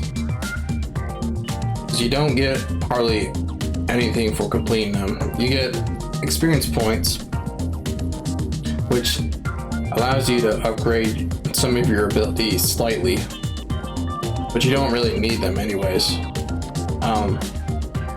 Need those upgrades, I mean. And cash. That's the only other thing. But the cash, it's a little more useful because you can buy clothing that increases your stats for various things. However, you're limited to the type of clothing you can buy based on how much face you have. It's just the GTA equivalent of respect. So if you have low fame, you can't buy the better clothing that has the higher stats. They give you the higher stats. And even though you have the money to afford those clothes, you still can't buy them because of this arbitrary rule. So it just makes the game feel super grindy as a result. Just not fun to play. Again, the last thing you want to do is make your game feel like a chore. And that's what Sleeping Dogs often feels like. It feels like a chore to sit through and play. So why did I buy it anyways and in order to play it? Well, it's because it's got DLC I never played with the Xbox 360 port. So I want to play through the DLC. I just don't want to sit through all this grinding the grinding aspect of the game in order to do so, but that's what I'm having to do. I mean, don't get me wrong, the game is fun sometimes, but like for example, the parkour racing missions maybe there's only one of them. But whenever you get to chase someone on foot or have to run from the cops on foot, that's pretty fun. I mean, there's not a whole lot of complex movements that you can do when it comes to the parkour in that game, because everything's mostly automated, but just like in Assassin's Creed. But nevertheless, though, it's a nice change from having to escape through driving a car or something. Not that there's anything wrong with that. Again, the car chases and the car getaways is fun in its own right, but I mean, when you're having to do that for a lot of missions in a row, and then you're having to drive long distances just to start a mission in that game, even the side objective ones, it's just annoying. I think that's just the only complaint I have with Sleeping Dogs. It's a fun game. It's a game that would be a lot more fun if it just didn't have so much for the player to have to do. Or rather, if the game didn't require the player to grind so much just to get something or do something, it would be a lot more fun. I mean, for example, one of the DLC side missions that you can complete, I forgot what it's called. What's that thing called? There's like a manga based off of it. Zodiac, something like the Zodiac tournament or something like that. It's basically a DLC side mission thing where you essentially compete in a tournament, martial arts tournament. The thing is, though, you can't start the DLC if you are not at a high enough, or if you don't have enough martial arts moves unlocked. And the only way to unlock martial arts moves is through collecting jade statues. The thing is, though, jade statues are... You find jade statues easily by completing the game, the main story missions. So it becomes kind of redundant, right? You have to essentially continue playing the actual story missions in order to get these moves, in order to play the DLC.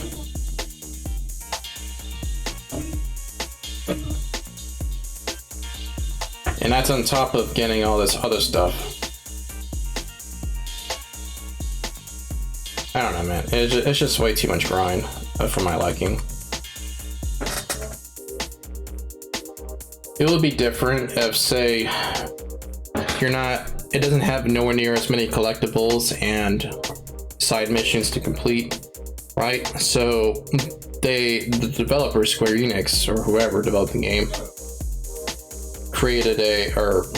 included a new game plus mode that allows the player to play through the game again, keeping all their stats and abilities, but they're able to replay the same side missions and such to continue unlocking the other upgrades and clothing and such. Something like that.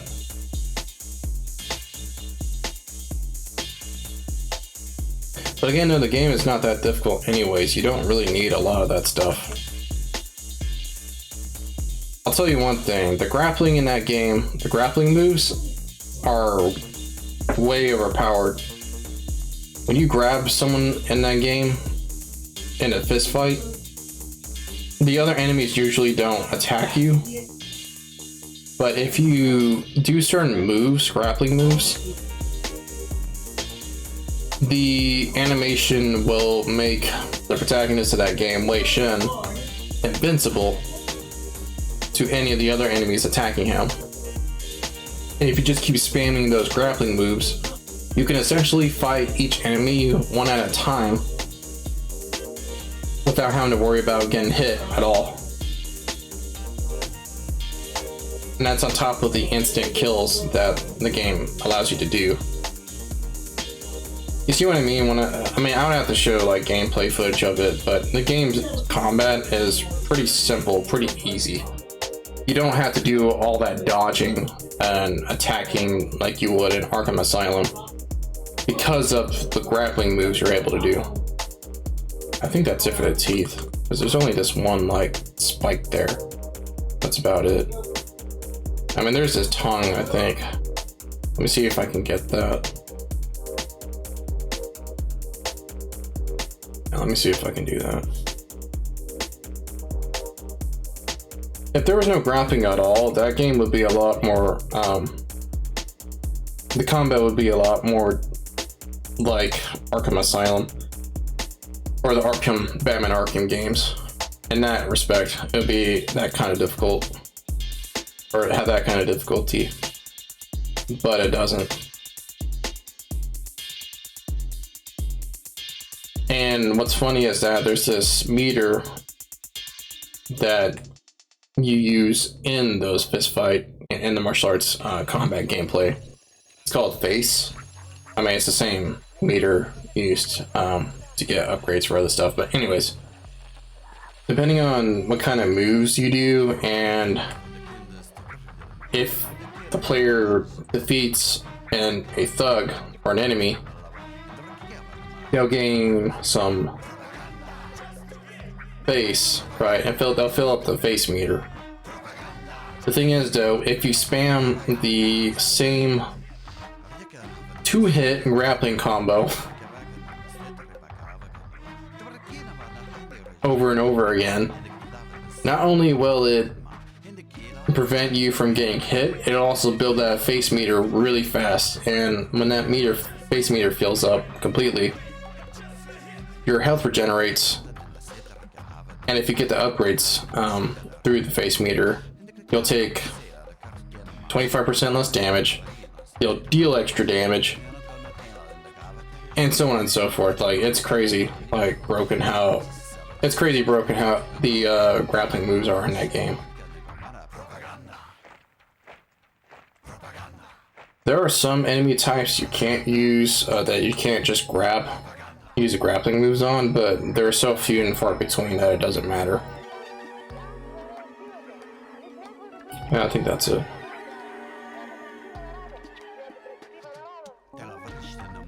So the martial arts combat gameplay is pretty simple, not simple, but it can be pretty simple like that if you make it, or if you do use those strategies. So that gameplay is not very difficult. The gun fights, the third person shooting aspect is not difficult either, because if you vault over small objects or jump out of cars, you'll essentially enter bullet time, like in Max Payne, slow down time, allowing you to aim better, or have more time to aim anyways, more precisely. And you just keep spamming that over and over again. Like, unlike Max Payne, where there's a bullet time meter, in Sleeping Dogs there's no bullet time meter at all. There's nothing limiting you from spamming that vaulting slow down time animation over and over again. I kid you not, if you just vault over the same table or crate over and over and over again, the game's not going to stop you from entering into bullet time. It's just ridiculously OP.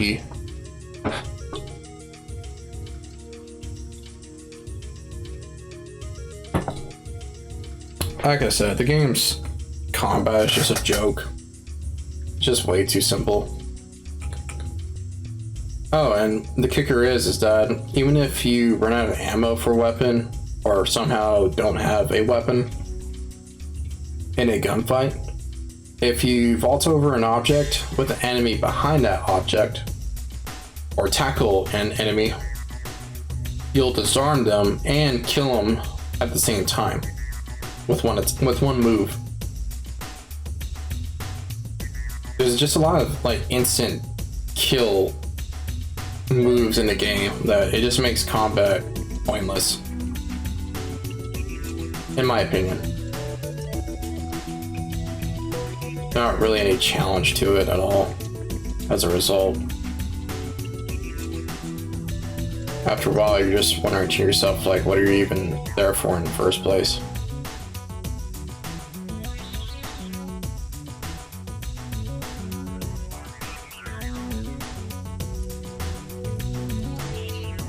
Don't get me wrong, in Prototype 2, it's a lot like that, but...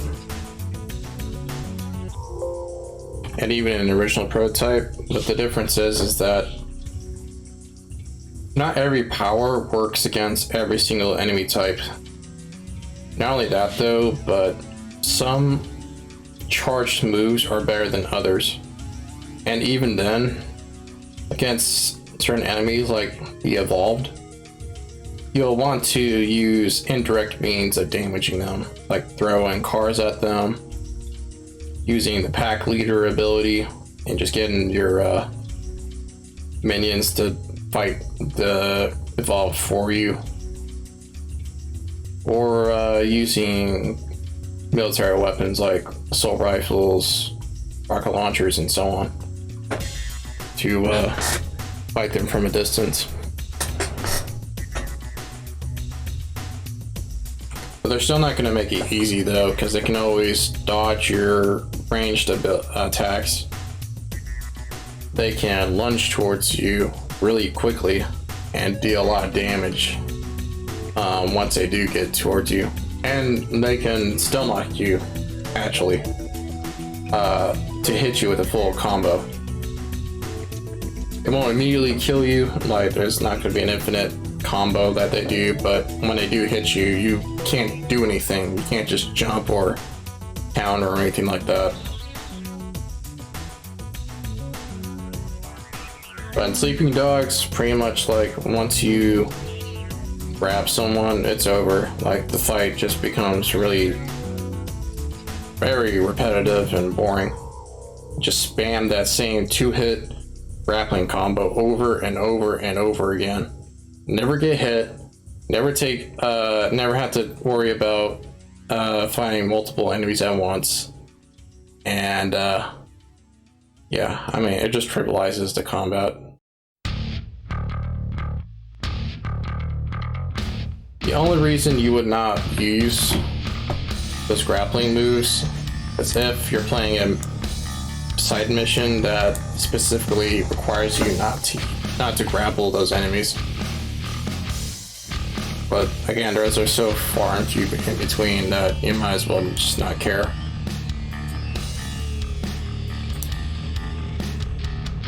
Alright, this is gonna be tricky.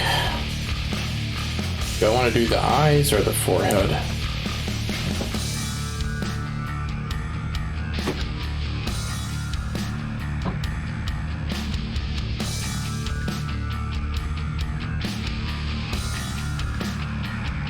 I think I'll do the forehead.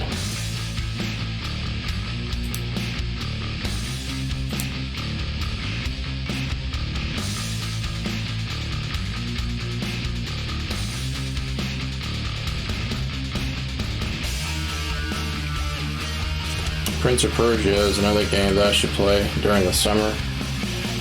And the reason why I want to play these games during certain times of the year is just because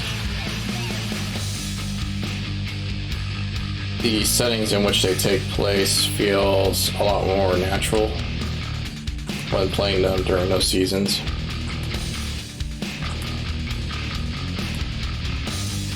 I mean, it doesn't make much sense to play a game that takes place during the winter or a snowstorm if it's sunny and hot outside.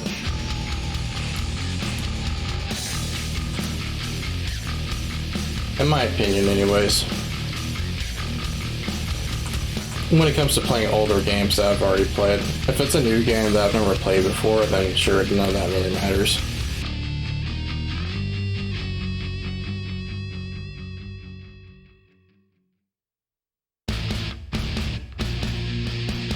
guess we could talk about the Prince of Persia series. I've never played like the Super Nintendo original Prince of Persia games. I've only played the Ubisoft developed ones. Sands of Time, Warrior Within, Two Thrones, that weird reboot that they tried doing. And I think that's it. I never did play Forgotten Sands, but apparently that was supposed to be a movie tie-in game, which from what I've heard is not bad, but doesn't really follow the continuity of the original Ubisoft trilogy. So just doesn't make any sense to play those now. But I totally can if I want to, because Forgotten Sands is on Steam. And I think GOG as well. Actually, I should do this.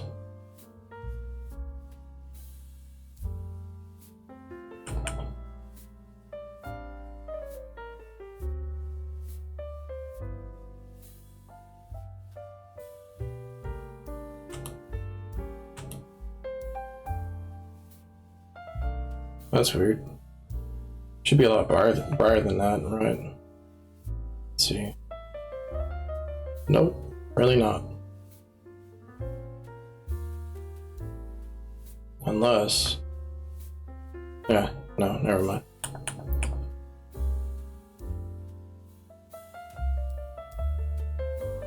It's supposed to go all the way over here. Yeah, something like that. Same goes for this brow.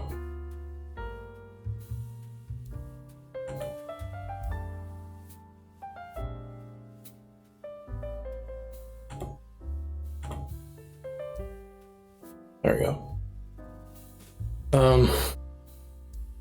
Sands of Time is the first in the trilogy. The some of the puzzles in that game are a bit too frustrating for me to get through, but otherwise though it's a solid game, of course. Warrior Within tries to be a little more tries to experiment a little bit more. Some of the combat mechanics work, others don't at all. The platforming and puzzling aspect has been refined in that game.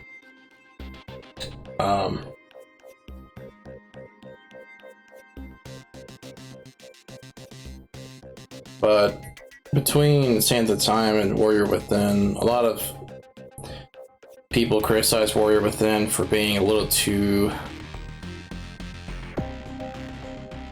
angst, a little too edgelordy, but I mean, I appreciate what they were trying to do. They were trying to go for a more heavy metal vibe. Theme, I should say, with Warrior Within, and for me anyways, I appreciate it. I like that. But a lot of people don't. Especially since in the first game, the prince got over that whole like angst of making a huge mistake that kick-started the conflict in the original game.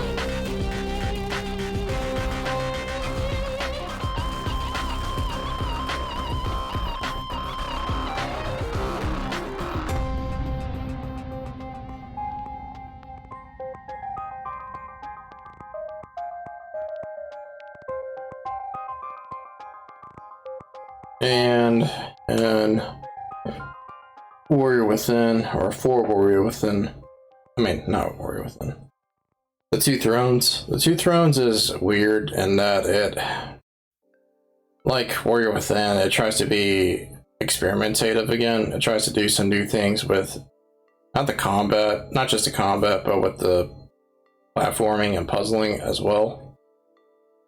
And it kind of works. Honestly, all the developers really did was just add some unnecessary extra steps to the gameplay. They also added some stealth segments, which don't really work in my opinion, because the stealth is a little too simplistic. But it is a predecessor. That kind of stealth in Two Thrones is a predecessor for the stealth in Assassin's Creed titles. So if you're good at original Assassin's Creed games, like the first and second one, then you'll do pretty well in those segments. But yeah, I mean, couldn't care about those parts. I messed up here. Let me go back.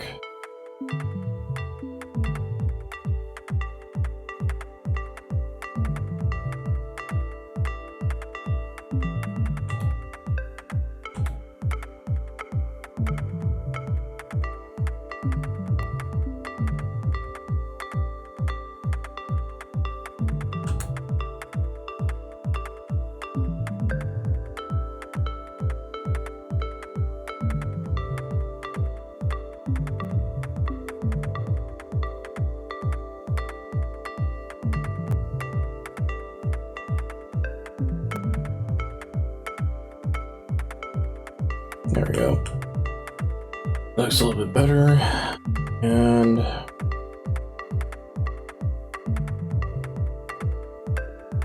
see what goes with that.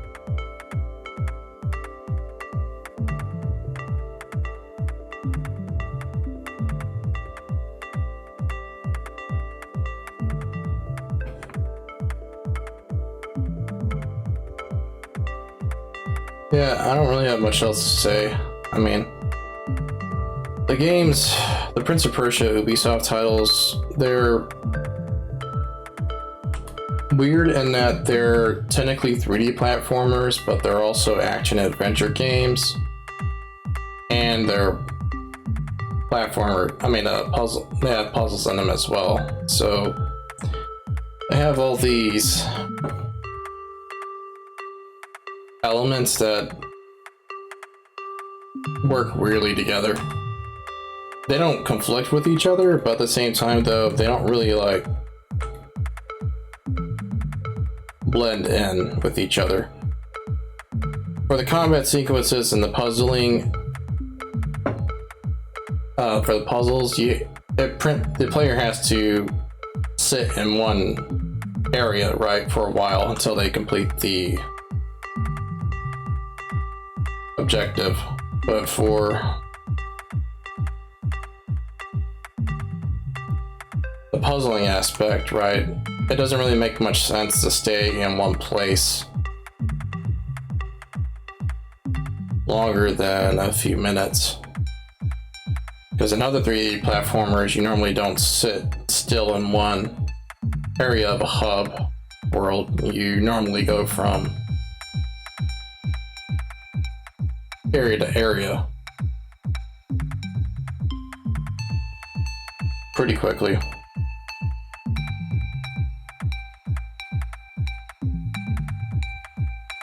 It's a jack of all trades kind of game. It does a lot of different genres together, but puts a lot of them together.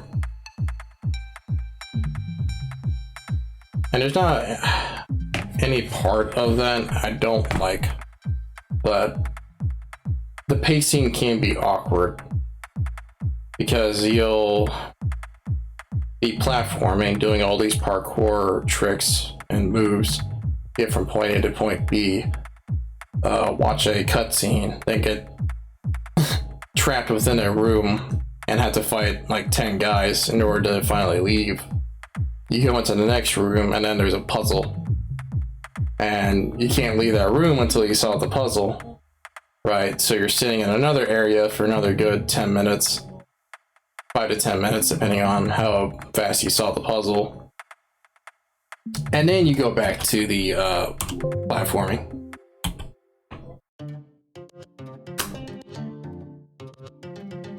So again, the pacing is just awkward. There's a lot of stop and start, stop and start. Some content creators have complained about that kind of that kind of thing in games. I personally have never been bothered by that, but I can totally see why someone would be.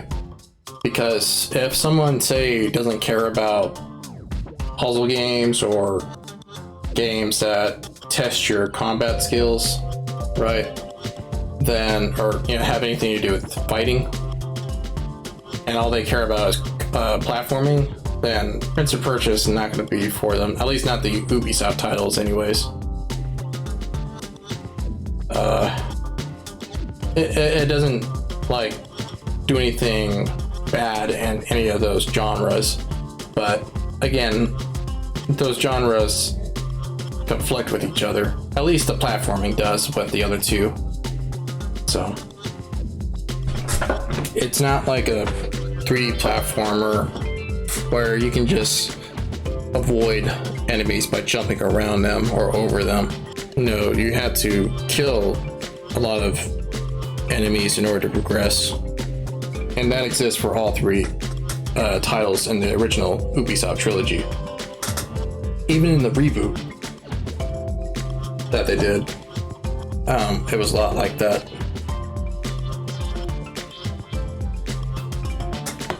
So I'm gonna take another snack break. So I'm gonna mute myself this time before I start eating. So give me about 5 minutes.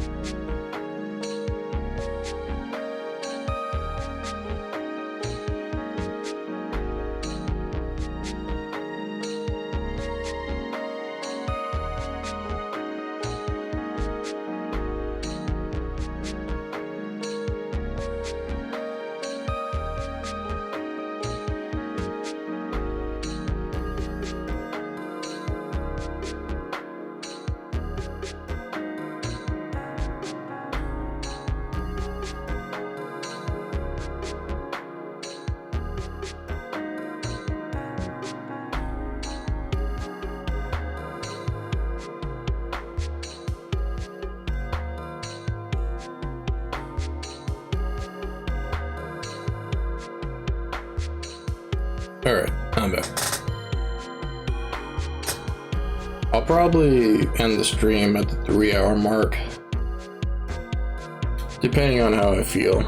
Right now, I feel pretty good. I feel like I can do at least another hour of this, but then again, though, I don't know if I want to be staying up all night doing this, but we'll see. Let me take this off.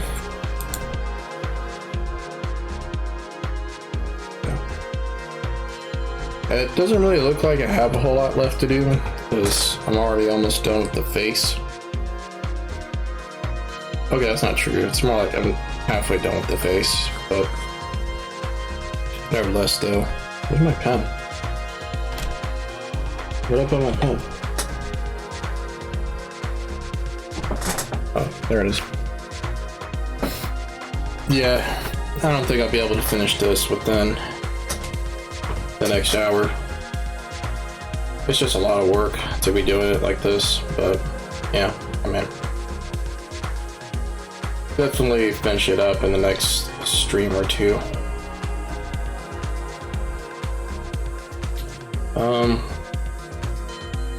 Let me think.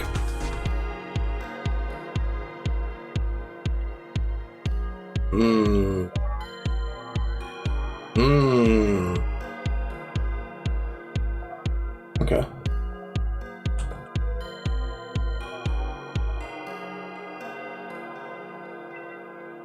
But yeah, Prince of Persia is just, it's a weird combination of Super Mario Super Mario 64 and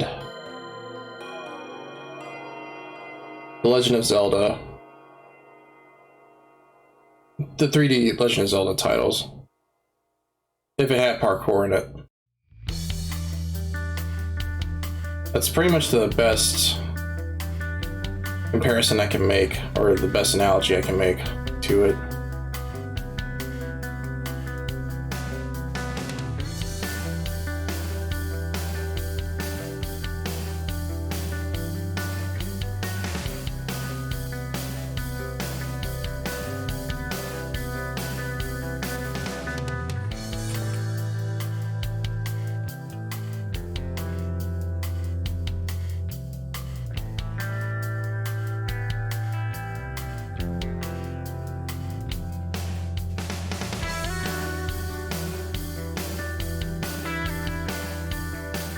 I really should get back to trying to learn how to use a game engine.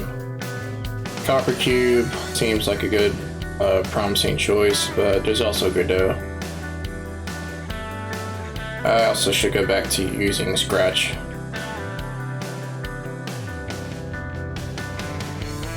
Not sure what it is though that's making me not want to work on stuff like that. I mean, besides laziness, of course. It's just so much easier to just play a video game than it is to make it.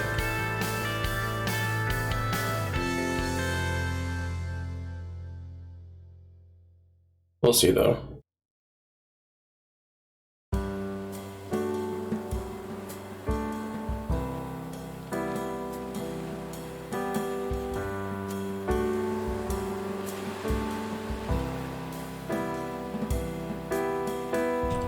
What can I say? Making video games is difficult.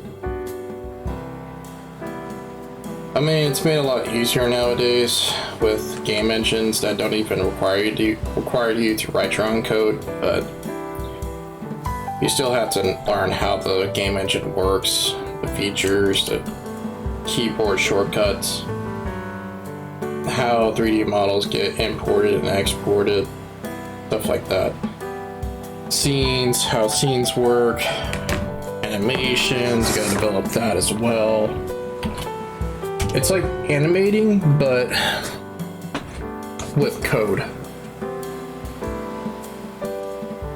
If that makes any sense, it probably doesn't. Does anything I say make sense? Probably not. Okay. So I've got the browse, I've got general values there. That still doesn't look right though. Should be a metal gray there.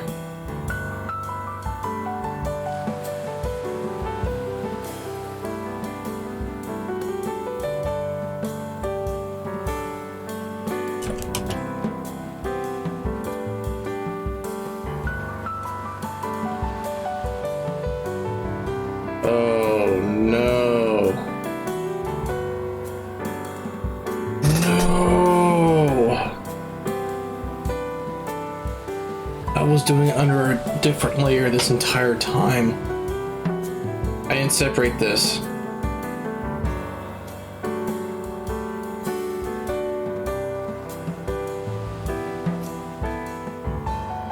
Okay, let me see if I can salvage this. Hold on. So go to contour, select this, right? I'm gonna copy and paste it. No. Wait. Yeah. So copy and paste. Okay.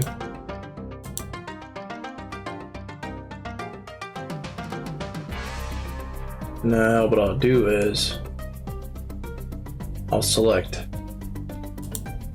the maw and delete everything in this layer.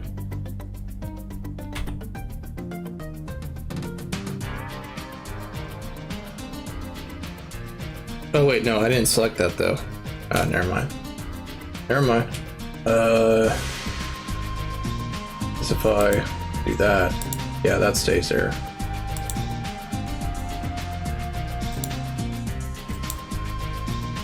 Oh, okay. I see. Huh.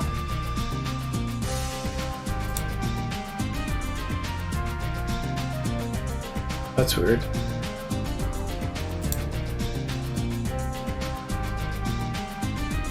Okay, so if I select this... No. If I select this, pick this layer, and delete that. Okay, now if I do that, okay. Alright, that fixed that issue. Now the only thing, yeah, that disappears is that, and that's fine. Because I'm gonna have to erase that anyways. And if I do that, yep. Cool, okay. Alright, I saved it. Or rather, I fixed the issue. Whew, man. So let's do forehead.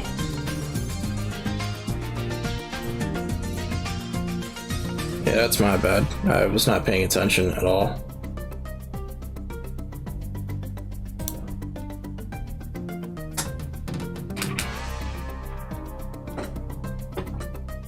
So now, unselect. Okay, it's a good thing I caught that. Would have been really upset about it later.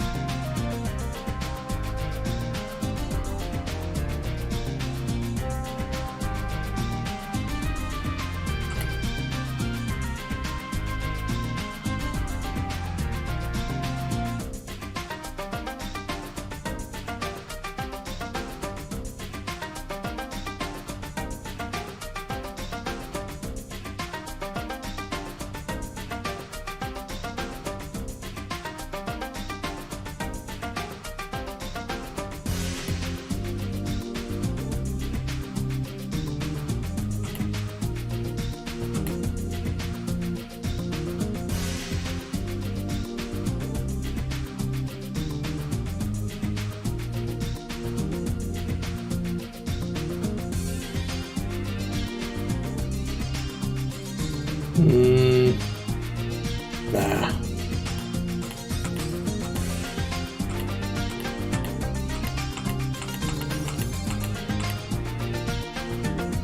Should be like this.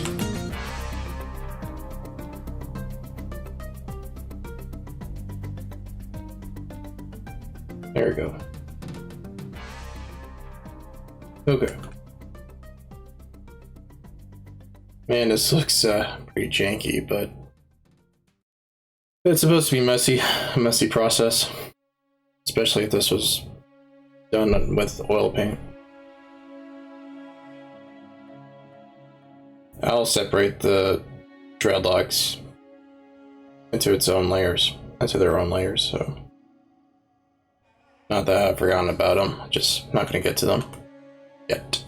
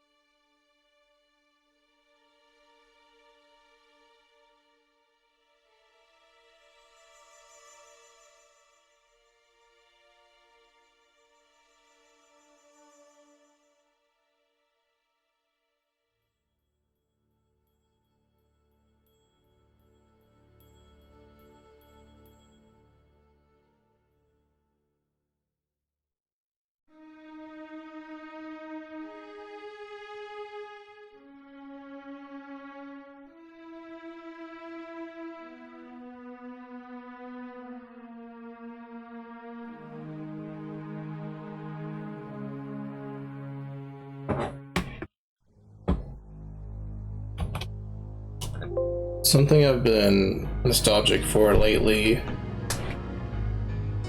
is the early 2000s. Not sure what it is about it, but I think it just might be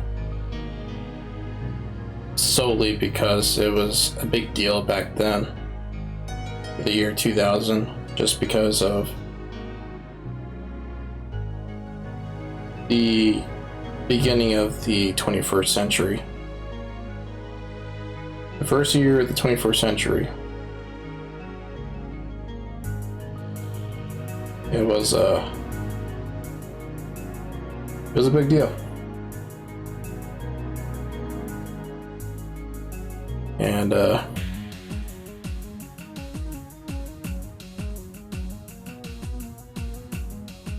also kind of innocent in a way, because a lot of people were looking forward to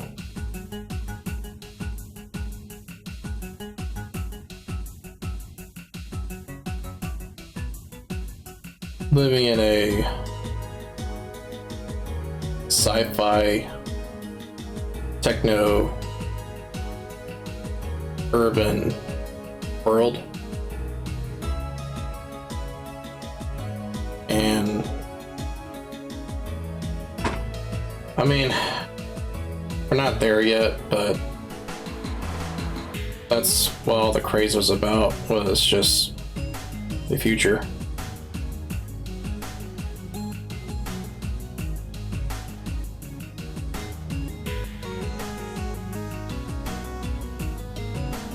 I don't know, man. It was a time when people just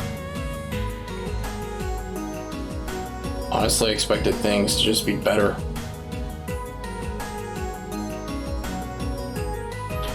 And I think some things have gotten better over time in the 2010s, but we're definitely not living in that kind of world that a lot of people imagined Earth would be like.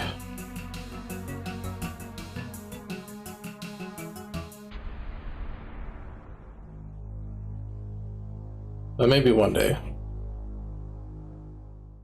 I also just miss early 2000s EDM. I know I've talked to some people who hated the impact that 2000s EDM has had on the music industry, but nowadays anyways, but I honestly don't care about that.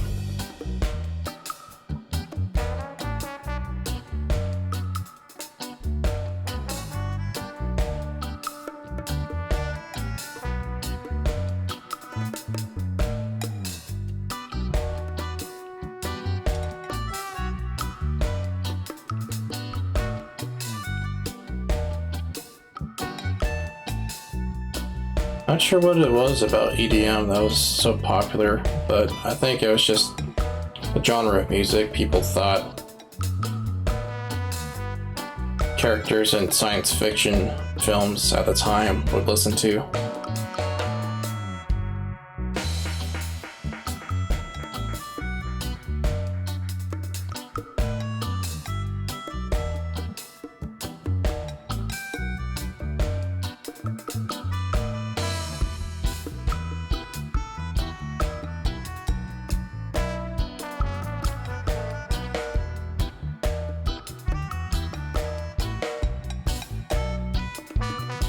This is all coming together.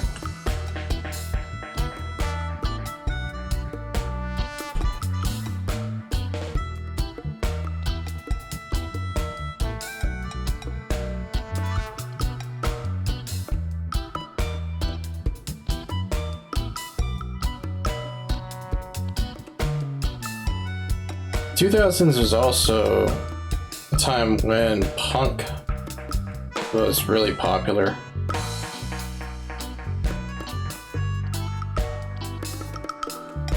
Punk rock, specifically. Really?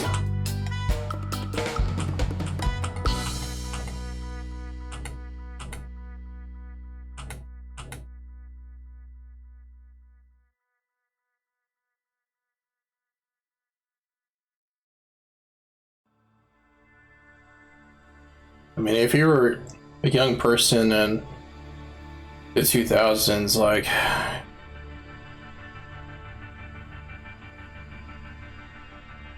the media at the time treated you like you were a big deal.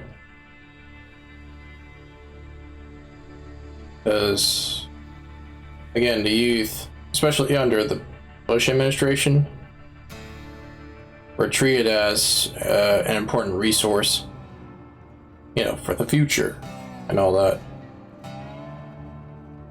But now that we're in the 2020s, I think a lot of people have just stopped caring about that kind of thing.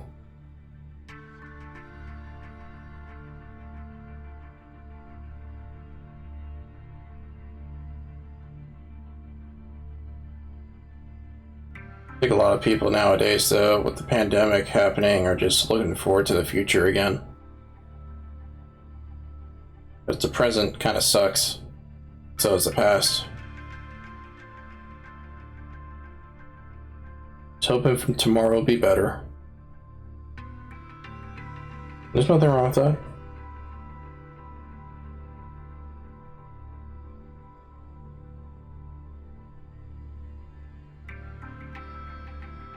Just seems like we're going full circle, is all.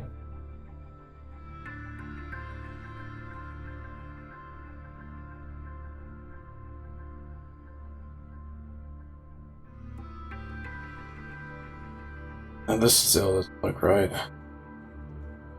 It's just hard to blend these two colors together because they just... For some reason, the blending tool just doesn't squash the colors together all that well.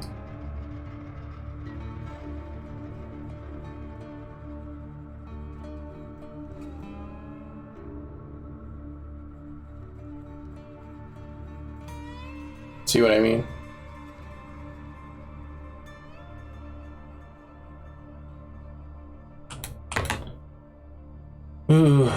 Let me just do this again.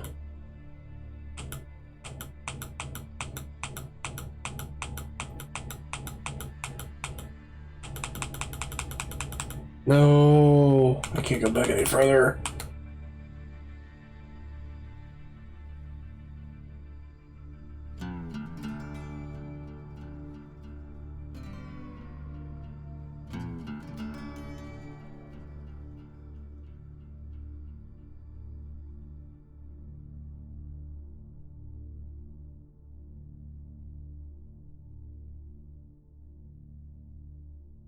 Oh, whoops.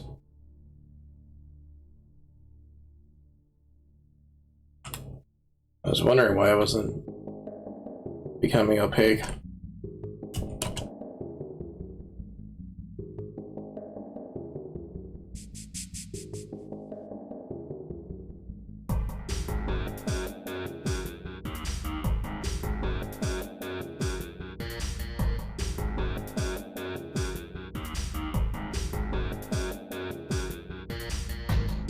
I'm just gonna lightly do it at this beginning area, leave that alone, and then do it towards this other area.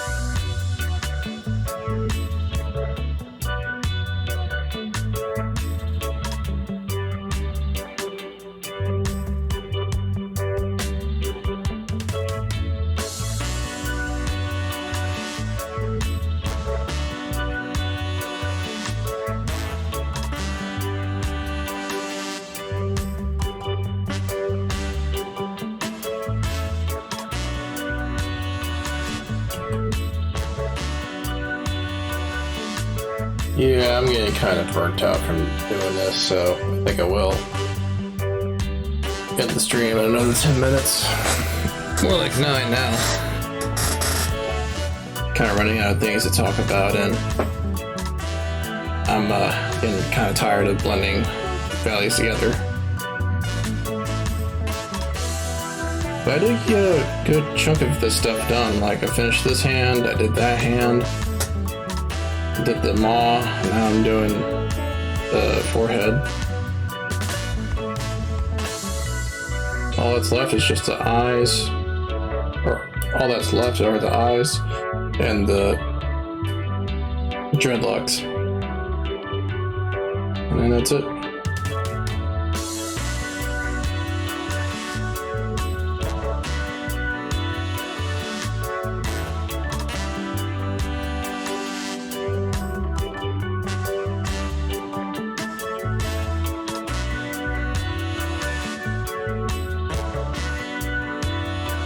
If you're wondering why you're seeing me like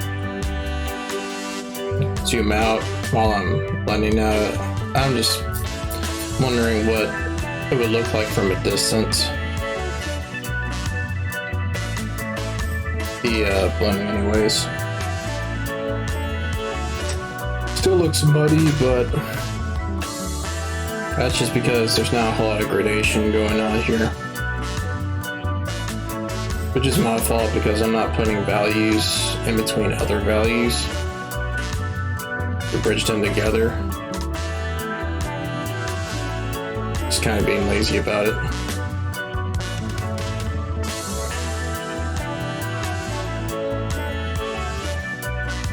I mean, I did it here, but I didn't do it anywhere else.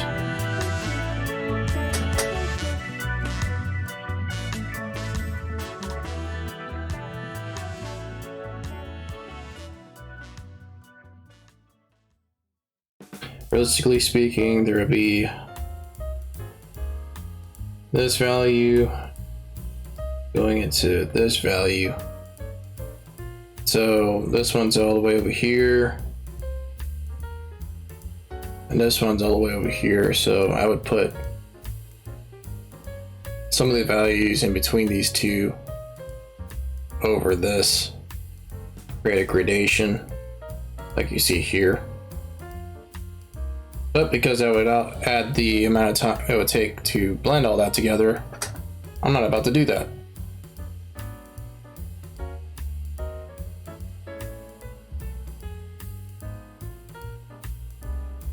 Let me experiment though, see if, well, let me save first, and then I'll experiment with that.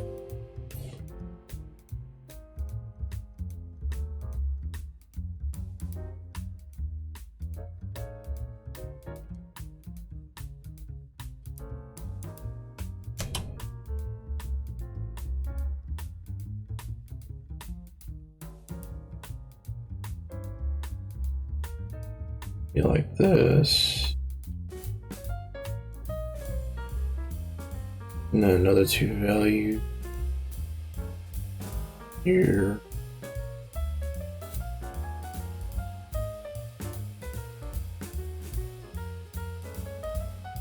And these two.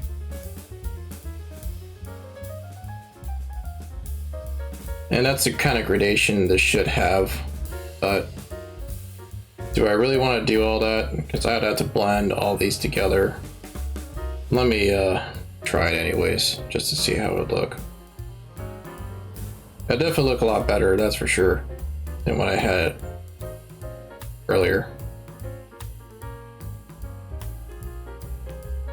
That's the one thing I don't really do, is put gradations on round surfaces like this.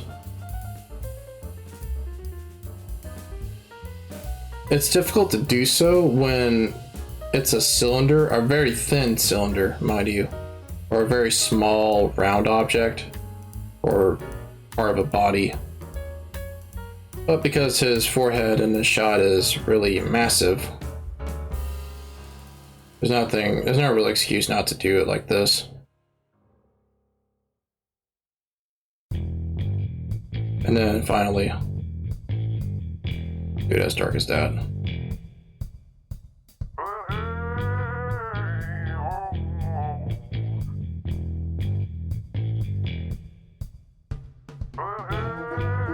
Anyways, I proved my point.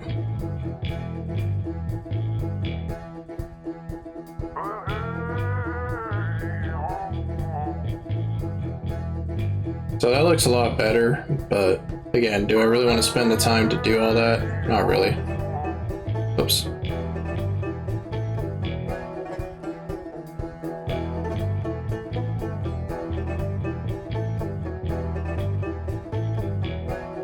And just blend this a little bit.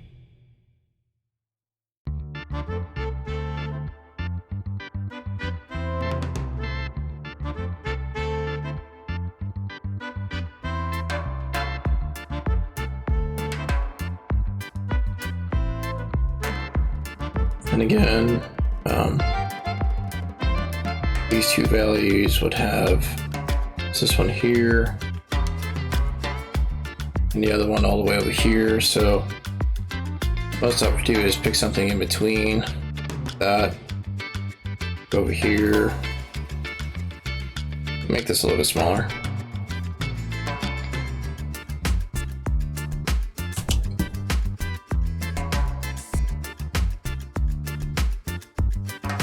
Really?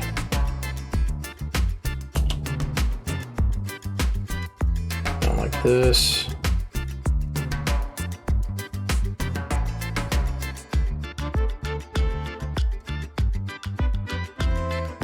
That. And then blend.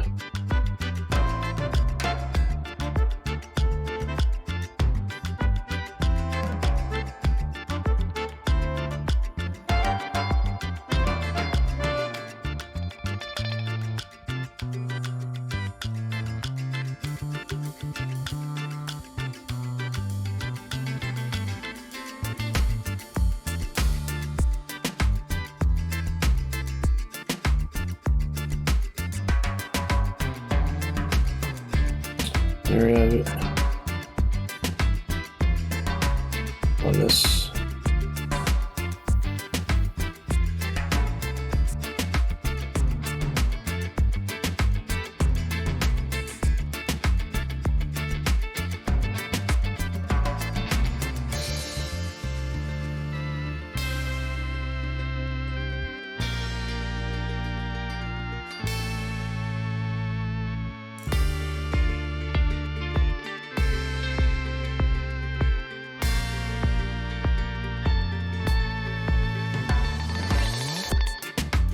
Anyways, you get the point. But yeah, that looks a lot better as far as the gradation goes. And that's how this is supposed to look.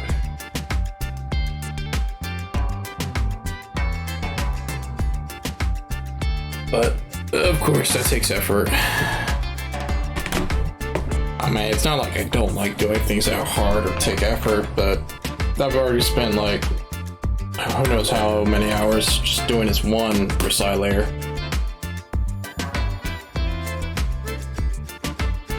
I've already messed up a few times too. On here and here. I think here as well. So, adding more time to doing this.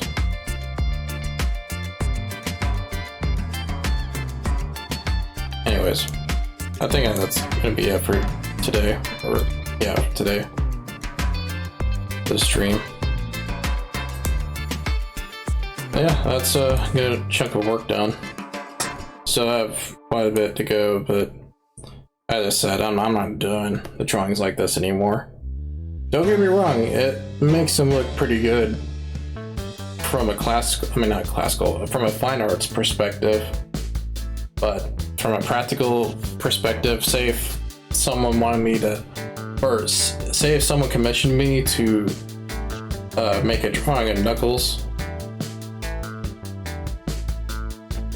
obviously I would not take like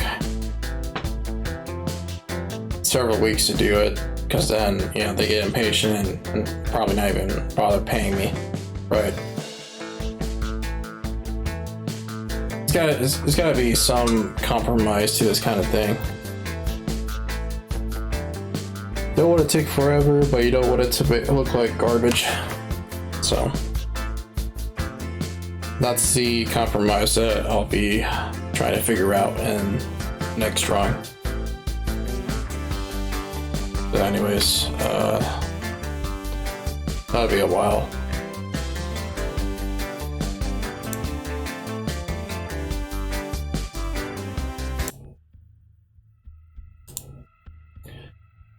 Yeah, that's gonna be it for this stream.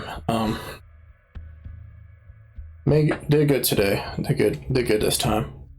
Not only did I stream like I said I was going to, but I streamed for 3 hours, doing something I don't enjoy doing. So good stuff.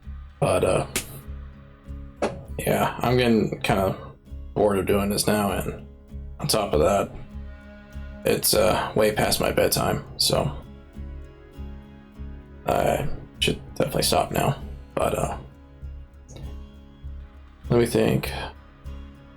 Finish this up, doing more drawing streams,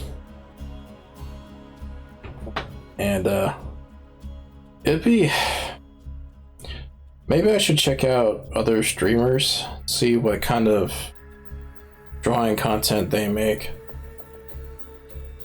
again, because I did that before, and as I said earlier this stream, usually they're drawing some sort of female character. Nothing against them, nothing against doing that. I'd be a hypocrite to, say that they shouldn't do that, or, that's not cool or anything like that. But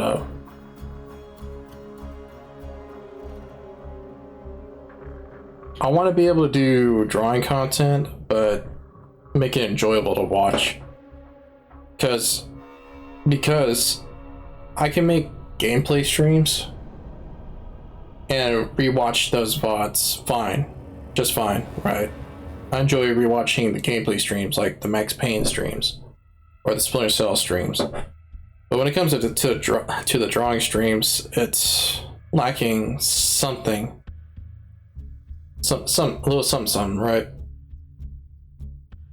I just don't want to make it, or I'm hoping the answer to that isn't just drawing TNA. Not necessarily because I'm against it, not safe for work. Again, I'm not against that, right? I like it, not safe for work stuff. I draw it myself, paint it, what have you, right? It's just that I don't like being limited to doing certain things, and only those things.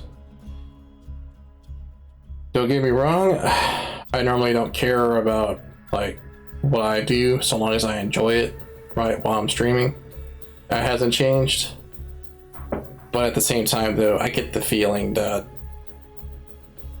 anybody that comes across my Twitch channel, they're going to be wanting to watch the gameplay streams way more than the drawing content. I want to do my best to make the drawing content just as enjoyable as the gameplay streams. But I don't know how to do that, besides doing the obvious. We'll see. I'll figure it out. I'll look up. I'll do some research.